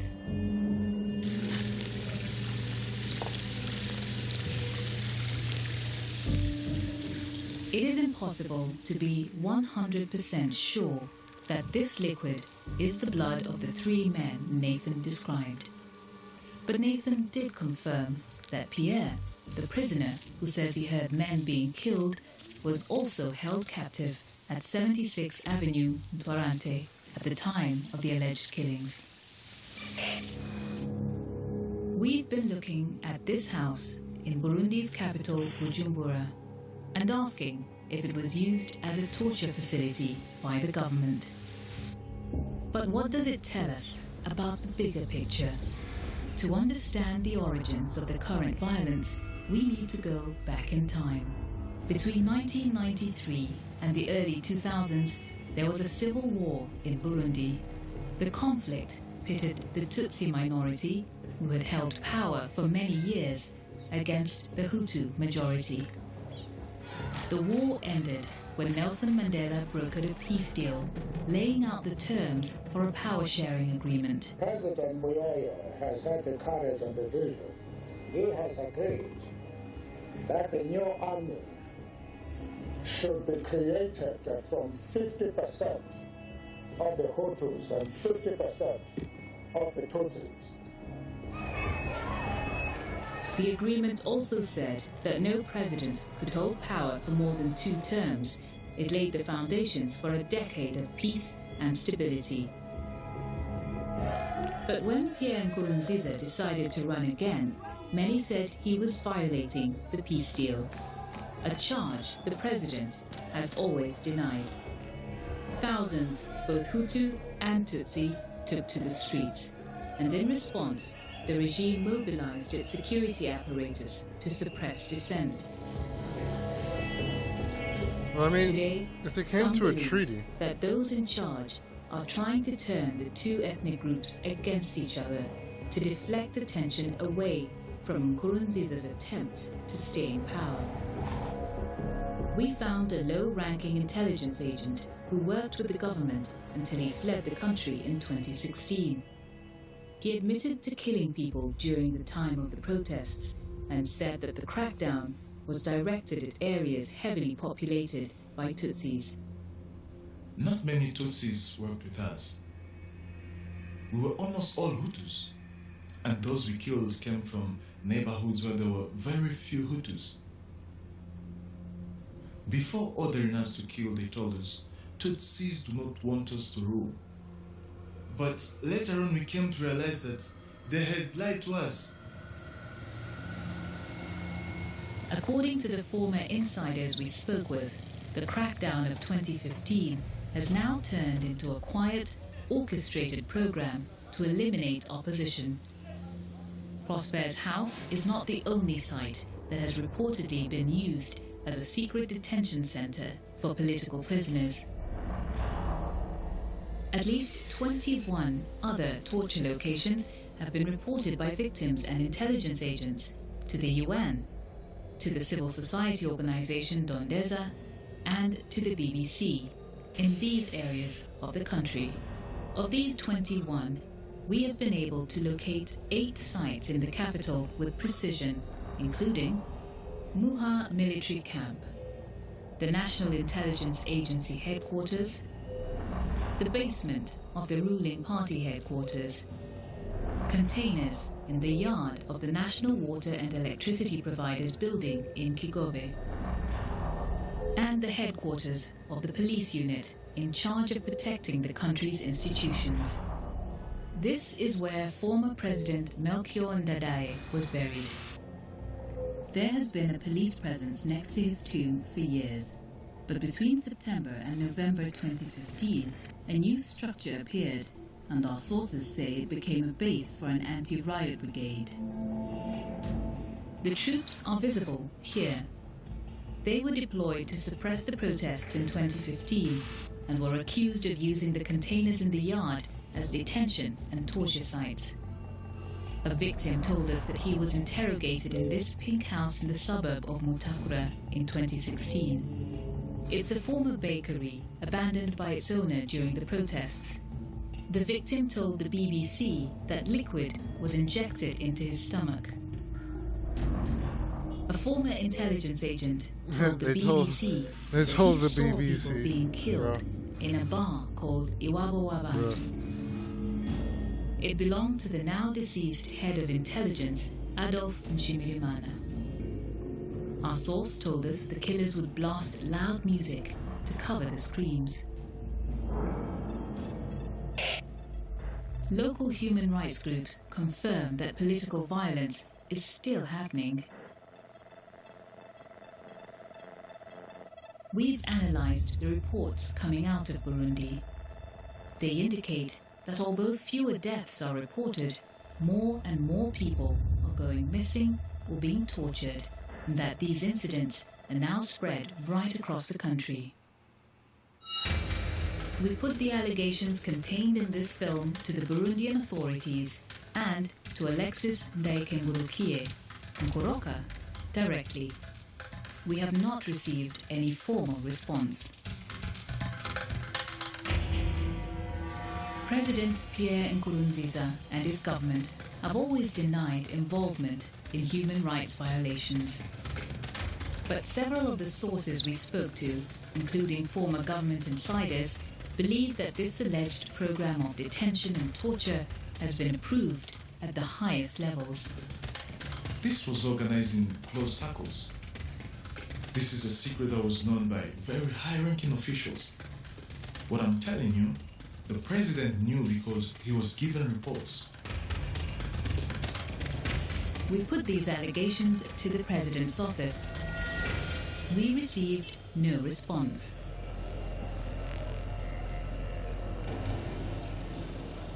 The protests of 2015 have disappeared from the streets of Bujumbura, as have the journalists who covered them. But it would be a mistake, says one former intelligence agent, to think that Burundi is now at peace. Some people think that the country is safe now. I want to tell you this. This small respite is for them the best time to carry out the killings without anyone noticing it.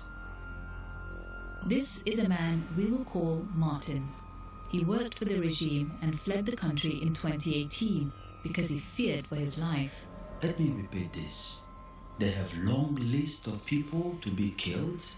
They have list of army elements, police officers and civil servants who are to be killed because they are believed to be dissident or people who are believed not to support the ruling party enough.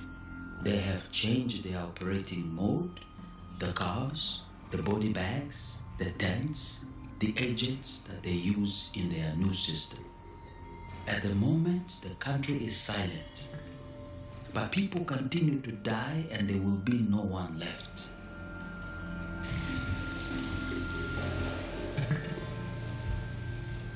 By asking questions about what happened in this house, we have found disturbing evidence that Burundi's government is still eliminating opposition to its rule.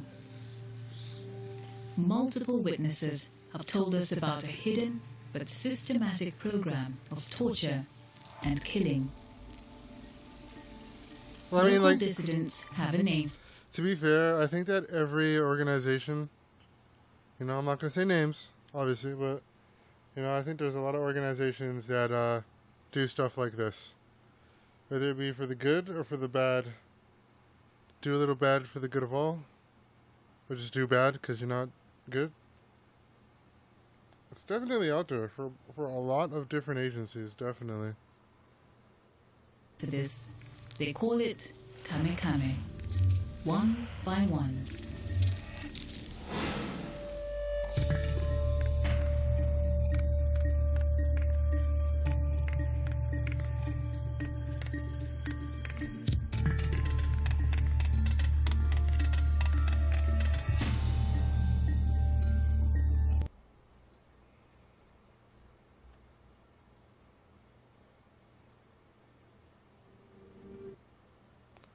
There's a lot of things out here. Hey T-Boogie, just wanted to give you a quick update. We made it to La Rinconada, and it's by far the sketchiest place that I've ever been to. 24 hours in the highest city on earth with no laws? People giving us the looks as we walked around. Yeah, I don't think I've ever been as worried going into filming. I'll give you another update as soon as we leave. Love you, buddy. The highest city on earth with no laws. In our pursuit to explore the most unique and extreme places on our planet to tell meaningful stories about them, this one may be the riskiest. Bro, there's no laws? I gotta see this. There's no laws? Tiger Towel Paper Towel. The one that's Tiger Strong. Who wants to live in a city with no laws, bro? In this gig. Bro, that's madness. Being uncomfortable.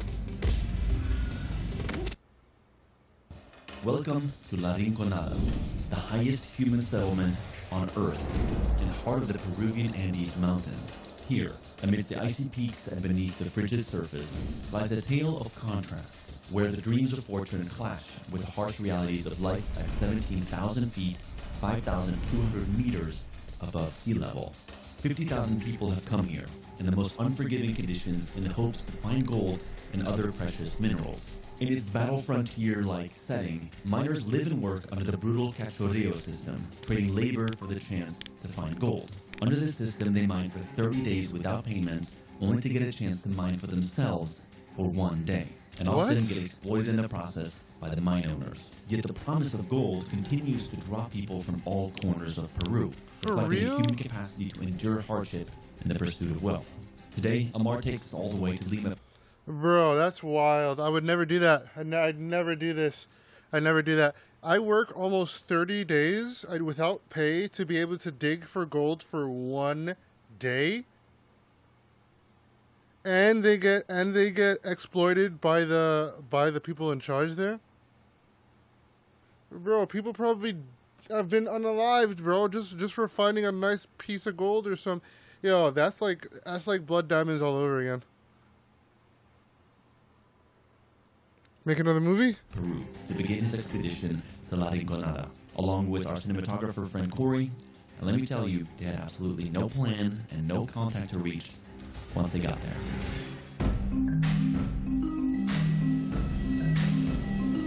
No laws? I'm not doing that. I'm not doing that, bro. Pretty scary. No laws? No, I'll pass. I will definitely pass on that one. We go around the world and we come to very interesting places. Yeah. He doesn't speak English. Okay, Christian. We have a question. Una pregunta. Okay. Can you drive up to Rinconada? Conduces hasta La Rinconada. ¿Tú? Sí. Yeah? Okay. From my understanding at least. ¿Solo ida o retorno más? Both. A los 2 días. Mañana vamos miércoles y vinimos el jueves. Sí. Okay, I think we just managed to secure our driver, who's just the driver we met at the airport. He gave us a decent price, and he should just be with us the whole time. We're off to the processing center. Every DM that I've sent to someone that we're going to Rincon, everybody's like immediate response, like, "Whoa, be careful." Yeah, even him when we were walking in, he was just like, "Yeah, it's very dangerous there." Like, that's the part that is worrying me the most. Is like our physical state waking up after tomorrow. Taking in 50% less oxygen for a whole night is very different than. Yeah.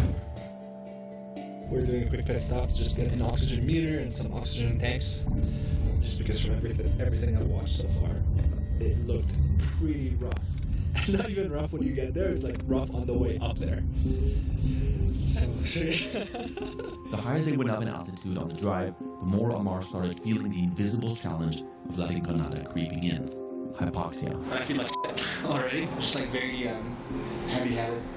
At altitudes exceeding 17,000 feet, the air holds less oxygen, and each breath we take delivers fewer of those vital molecules to our bodies. The brain, the most oxygen-hungry organ, suffers first. Mental function slow, decisions become harder, a clear warning from our body that it is struggling to sustain its basic functions. Prolonged exposure without proper acclimatization can lead to, as the body scrambles to adapt, increasing heart rate, blood pressure, and breathing to compensate for the scarcity of oxygen. This is not mere discomfort. It's a survival response to an extreme environment that, if not mitigated, can be a fatal health risk. Luckily, due to his previous climbing and skydiving experience, Amar knows what to look out for to identify if he's hypoxic or not. This trip was particularly tricky because obviously we needed the guidance of some locals here in Peru, and I think I posted on Instagram like 2 or 3 times. But I think how sketchy all the videos and articles depicted this place just made me realize that I want to take this risk with the least amount of people. We don't know what we're getting ourselves into, and I didn't want to bring someone into something where I just couldn't guarantee their safety. Last time I was at altitude, it was when I was climbing Mount Whitney for my 27th birthday, but we're going 2,500 feet higher than the peak of Mount Whitney, which is just absolutely wild. Got a driver, no translator, and our contact was one of the miners who was going to be up there. He basically just didn't make it up from Lima. He was supposed to fly out. But we're gonna find. We'll find someone new, a new face.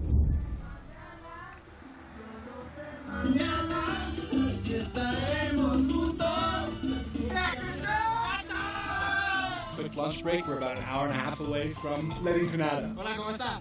Hola. Hello. ¿Qué rico o no? Safe to say that Christian is fully immersed with the vibes right now. Boys trip? Yeah, the chicos, yeah. What do we got here? That doesn't sound good. We've got 87. 87. You're supposed checking to the be blood 97 oxygen? and above.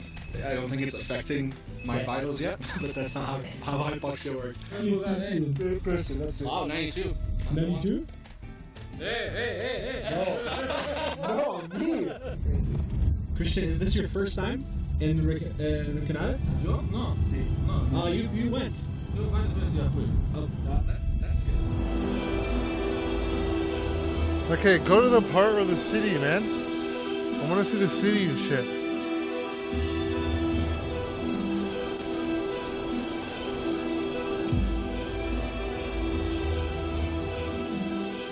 The drone already says high altitude flight caution before I even took off. It's such a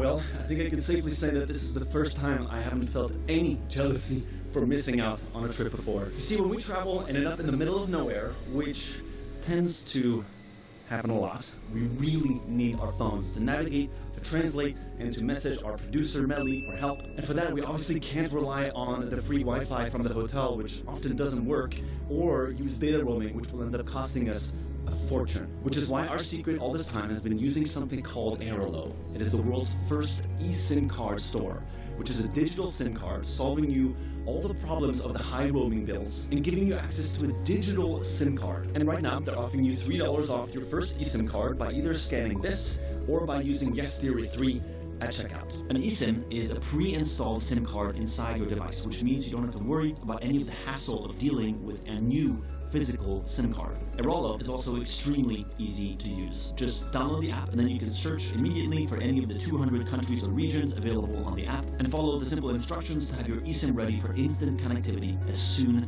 as you land. The best perk, in my opinion, is that you get to keep your home phone number, and at the same time, you get to save so much money from the insanely high roaming bills that you get otherwise. And if you end up staying longer than expected, it is very easy to extend it and use. Okay, blah, blah, blah, blah, blah. Go back to the thing.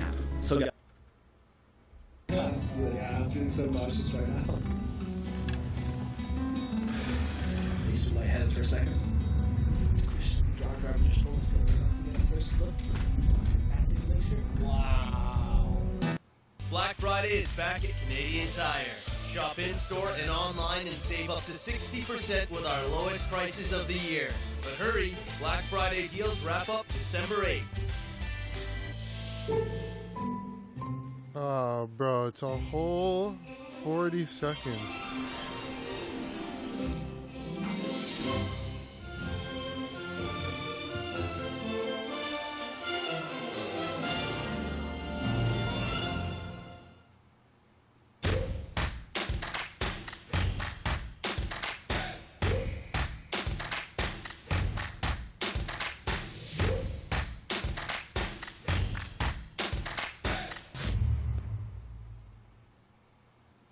Suggestion from your sommelier. Lactantia lactose free for milk connoisseurs.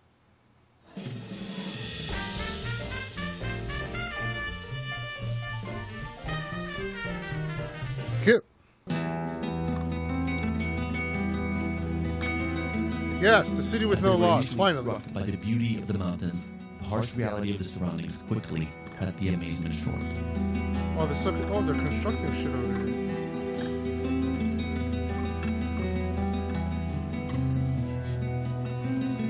Oh, damn.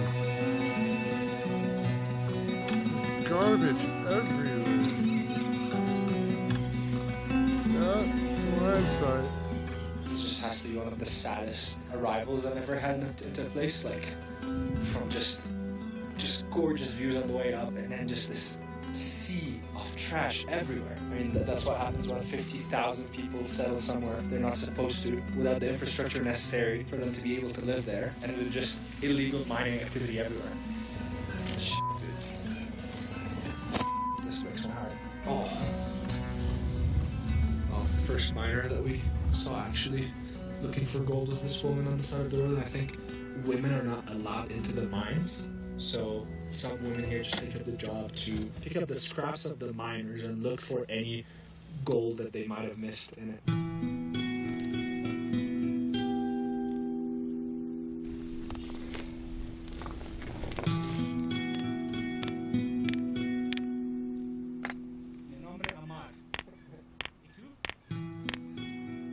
Adela. Adela. Adela? Adela. Adela. Con gusto. ¿Cuántos años tú trabajas allí? Unos 4 años, ¿no? 4 años? ¿Cuántas horas diariamente hoy trabajas, madre? 8 horas. 8 hours, wow. 8 horas. Madre, ¿has encontrado hoy algo? ¿Has la primera? No he encontrado. Wow. No, nada. Es que no es diario. Nothing big. Wow. Así que no me sé. Así que no, mira. I see some gold there. Yeah. Oh, yeah. Which is big. Yeah. How much would this be? ¿Cuánto sería, mami, si Es que no será un pozo. No, será por unos 10, 20 centavos. Eso tiene que juntar. ¿Tiene hijos? Sí. ¿Cuántos hijos tiene madre? 4. Sí, sí tiene hijos, 4 hijos. ¿Por qué? Ajá. Vale, madre, te va a dar por las preguntas. Gracias. Gracias por las preguntas, todo. Muchas gracias. Thank you. Gracias estás en inglés. No es así, hablamos de por aquí sí hay pasar.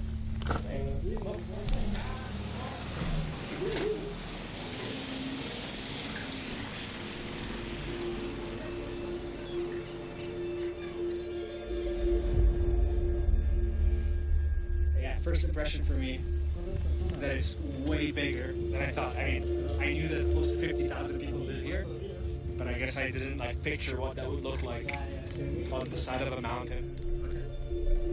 There's parts where people are temporary residents of the town, so they just come for like mining days or mining months and then they leave. But they say it's between 20 to 30,000 people. And then there's the main town, which is more permanent-ish buildings, and then there's these like 10 houses. So yeah.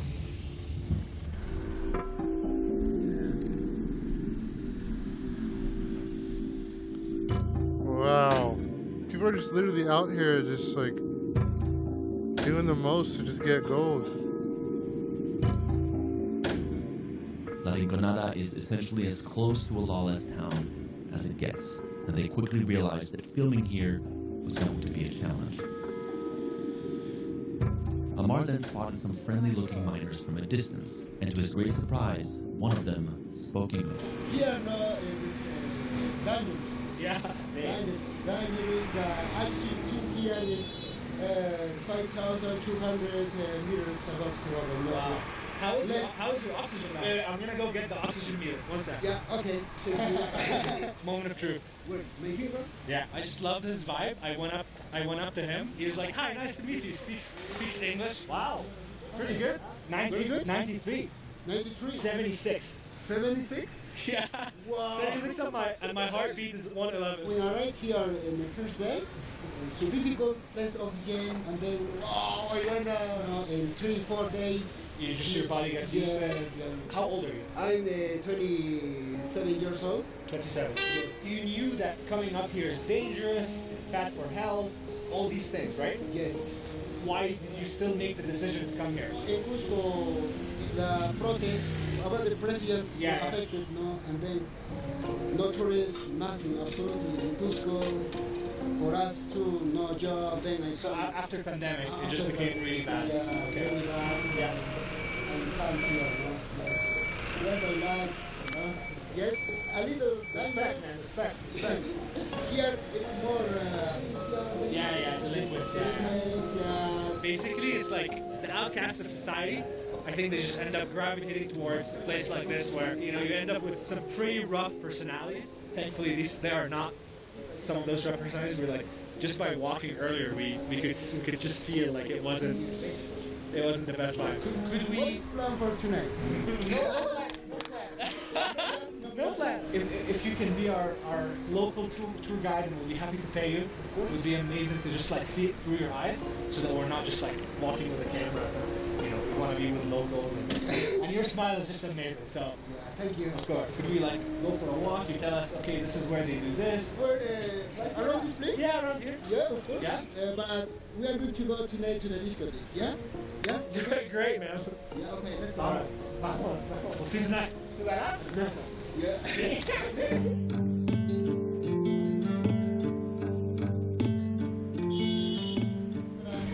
Ellos son youtubers. ¿No? Están trabajando todo el mundo. Welcome. Welcome to Rinconada. Huh? Wow. Yeah.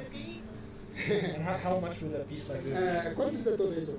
Acá está valorizado de 2,500. And would this be like one day's work for you, or 1 week, or Maybe in 1 day, or in 1 hour, or in half an hour, it depends. what's your luckiest day, best day? 50 grams. 15 or 50? 50. 50. Wow. 50 grams. Less. Depends, it depends. Yeah. Mineral, no? Sometimes are there, or sometimes no. Yeah. Gold, no? It's heavier than it looks. You know, it's gold. Very expensive. Very expensive. Muchas gracias. Thank you so much. Appreciate it. Thank you. Yeah, mami.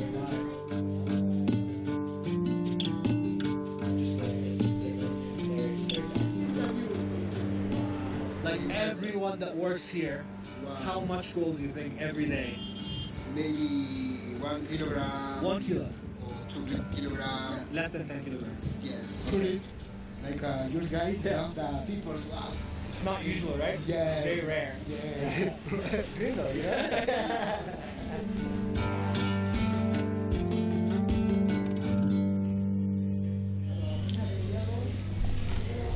What were you saying about the shower? Just here are there 3 showers, hot showers. In the entire town? Yes. For 50,000 people? Yes. 3 hot showers? Yes. For example, in this street and other street, just 3 showers, no more showers. Wow. Hola chicos. Hola. ¿Cómo estás? Bien, hello, mister, hello. This is a machine, no? With a big stone and then Grind. unground. I see. With water and Mercury? mercury. Okay. And mercury. Is this why people have a drinking water problem here? Because mercury is mixed with the lake. Fidel explains to us here that La Rinconada is essentially a ticking time bomb, as the very industry that sustains it is also its greatest threat. There is heavy use of mercury in their gold extraction process, which has severe environmental repercussions, polluting the land and water with consequences that reach far beyond the town's borders. It is also highly toxic and leads to serious health issues for the miners and the wider community, including neurological and reproductive damage. Now, all the lakes and water streams around have been contaminated and become completely undrinkable. The name is Awichita. Awichita. Awichita. It is similar like a woman. The woman is sleeping. Like the face and then the Yes, maybe chest. you see no face in the Yeah. Mother Earth. Yeah. Many years ago, the glacier put down more only in this place. Now for pollution, years, 2 years, less glacier. Less glacier. Less glacier Yeah. for the pollution. Yeah. Because the people destroyed the Mother Earth. Yeah. How many of y'all would actually like go live in a place like this? There's only 3 showers for the whole entire community of 50,000 people. And I don't know how many showers are in those showers, and you guys said outdoor showers. It's like, what happens if you're done playing sports? You're done working. You have to wait like an hour, 2 hours, 3, 4 hours just to take a shower? How long do people have to like take showers for? 3 minutes tops? 5 minutes tops? 10? That's wild. I don't know if I could do that. Damn it. It looks like people could go to the washroom wherever they like. Like, there's actual homes there. I wasn't expecting to see actual homes. That's wild. That's wild.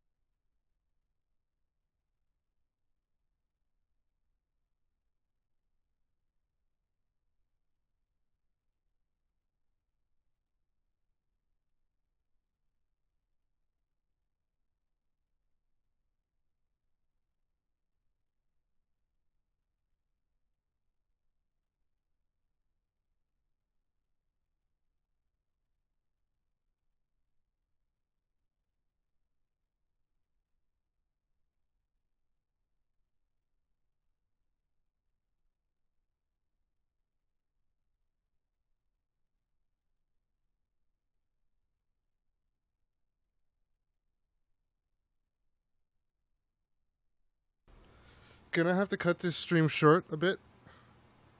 I got some stuff to do. But then we're gonna be back on here later. This is wild though. No. How do you feel about that, being here and working in mining, but you also you care about Mother Earth and you don't like the fact that you have.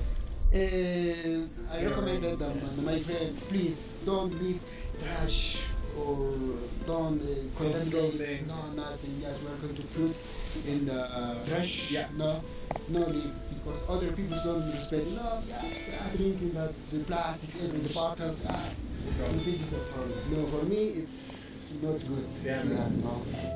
Chocolatey, peanut buttery, and oh dang, nougat's here? Oh, now it's a party. The sun is out, and the weather feels just right. So come see what you can discover when you go beyond the surface. That must be nice. Look. It's friggin' cold outside right now. Water is still shining. Conquer your tough pain with Liquid Fast Relief. Advil Liquid Gels. Get Liquid Fast Relief. This time of year, there's one workshop on everyone's mind that makes toys and gifts. The Home Depot Kids Workshop, where we learn doing is a gift you can share with everyone. Mouse products are up to 70% off this Black Friday. And here's why you Okay, I'll skip this shit.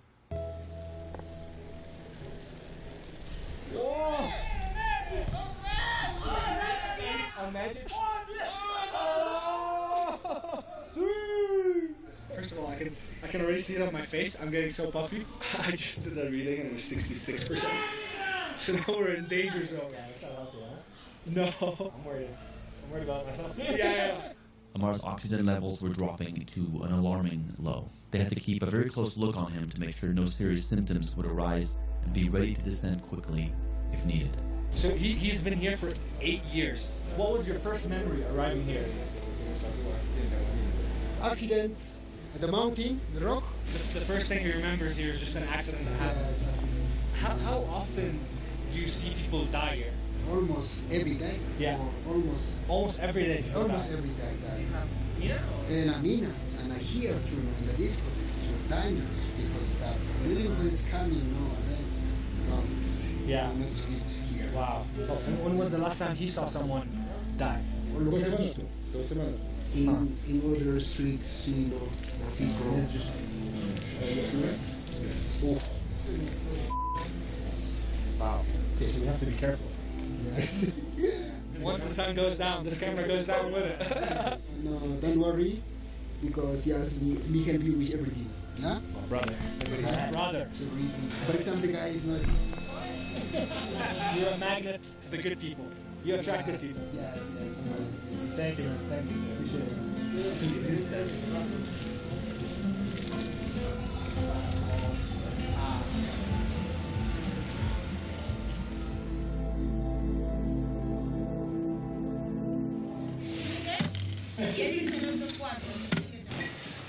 All our groceries, aka dinner for tonight.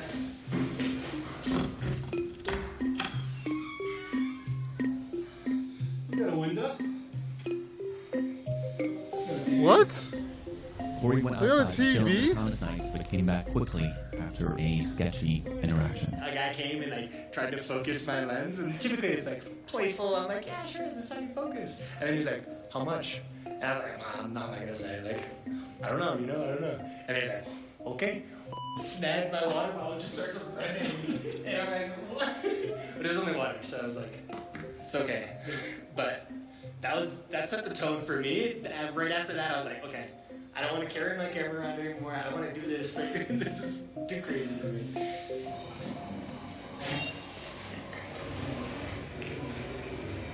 I'm pretty grateful, man. We just like came with nothing and made friends immediately.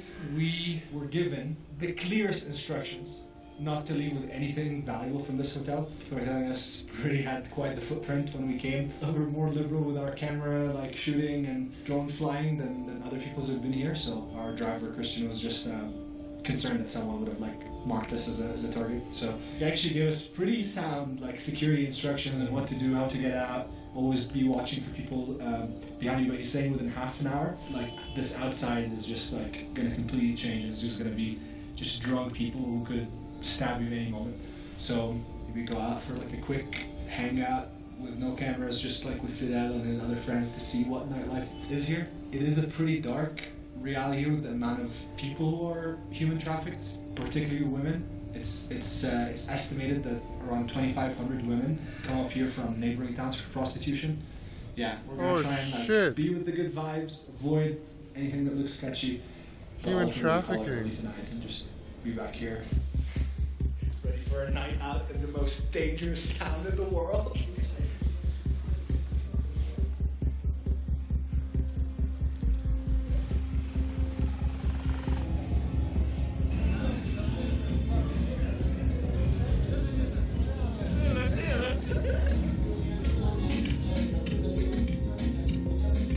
What? I wasn't expecting all this shit.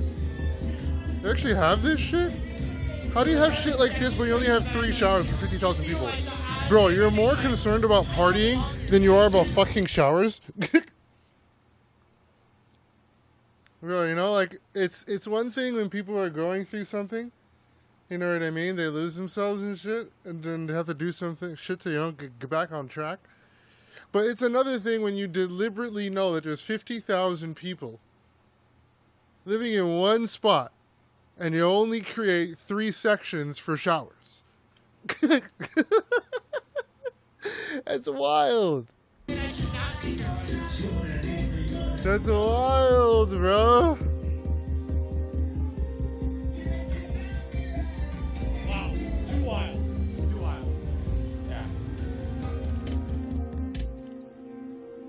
Wrapping up the night with Fidel. He's got work tomorrow, super early at another mine. Thank you, brother. Appreciate it, man. Thank you. I appreciate you. Go bye. See you later. See you later. Yeah. Bye. It's so cold, I can't sleep. I'm at 70% blood oxygen level, which is an improvement from 66%. Just went out, just saw, got to experience a very different life than anything that we've ever seen before. Yeah, there's always like an element of just deep gratitude for the life that we've been blessed with. To just have a hot shower and to be able to have a proper roof on your head. Honestly, yeah, man. 4 years, like unbearable to walk on. Appreciate the shit we These have. little things that you start to take for granted. There's so many people who go to the craziest extents to be able to make ends meet. Yeah, man. This guy's right. Some thoughts. Spit bars, brother. Going to that You outfit take so is many things for cold. granted. Long johns, some heat socks, and we'll see for sunrise for some pretty epic drone shots by the one and only Corey Martin.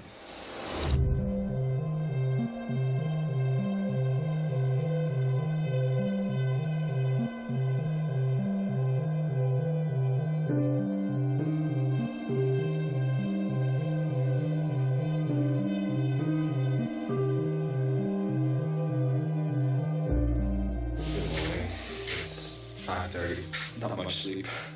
In fact, no sleep at all. I think I had like 45 minutes. I had one of the strongest headaches I've ever had. Feel dry everywhere. I counted. I peed 8 times in 9 hours. Which is just a lot. I wasn't even drinking that much water. Just should have. Let's see how Corey's doing. I have a massive headache right now. Yes. I swear, going to the bathroom felt like my heart rate when by the time I got back to bed, I was just beating. It felt like I just ran a mile. Yeah. And that's when I got like a little scared. I was like, is this okay? So we got a quick check. Well, this is better than the night. The night that was beeping between 65 and 70. Now it's 75.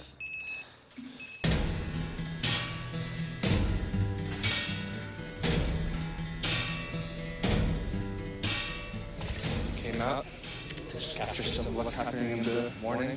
We're still getting those very long stares. People confused in what we're doing here with a random camera like that.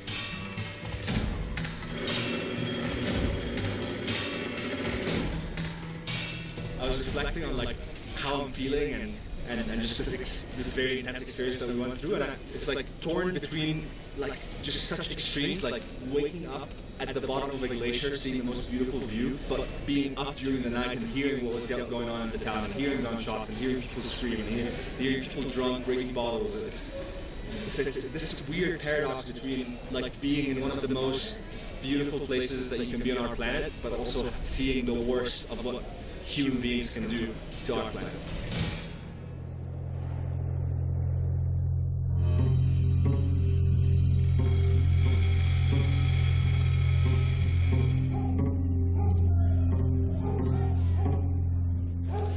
This is like what, the third fight that breaks in the last half an hour.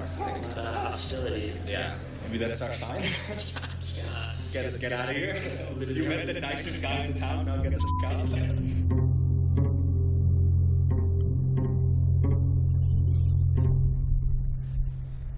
Oh wow. Yeah, I think this is the best like vantage point to actually grasp how 50,000 people live in the highest city in the world. We managed to fly drone 5 kilometers to show the scale of what's happening out there. Apparently where the glacier is where the most amount of gold is.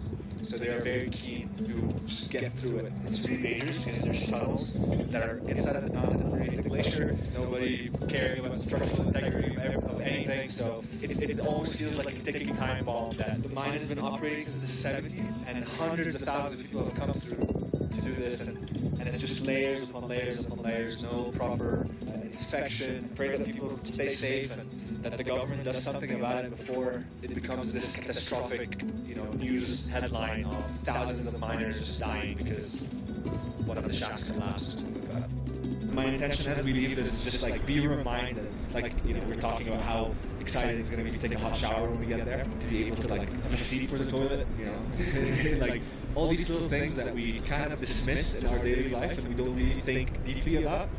I think trips like this and being in places like this really gets you to like recognize the blessing that it is to be living a life where you don't need to do that. You don't need to leave everyone and everything to come to the most dangerous circumstances to be able to make a living. Thank you everyone for joining.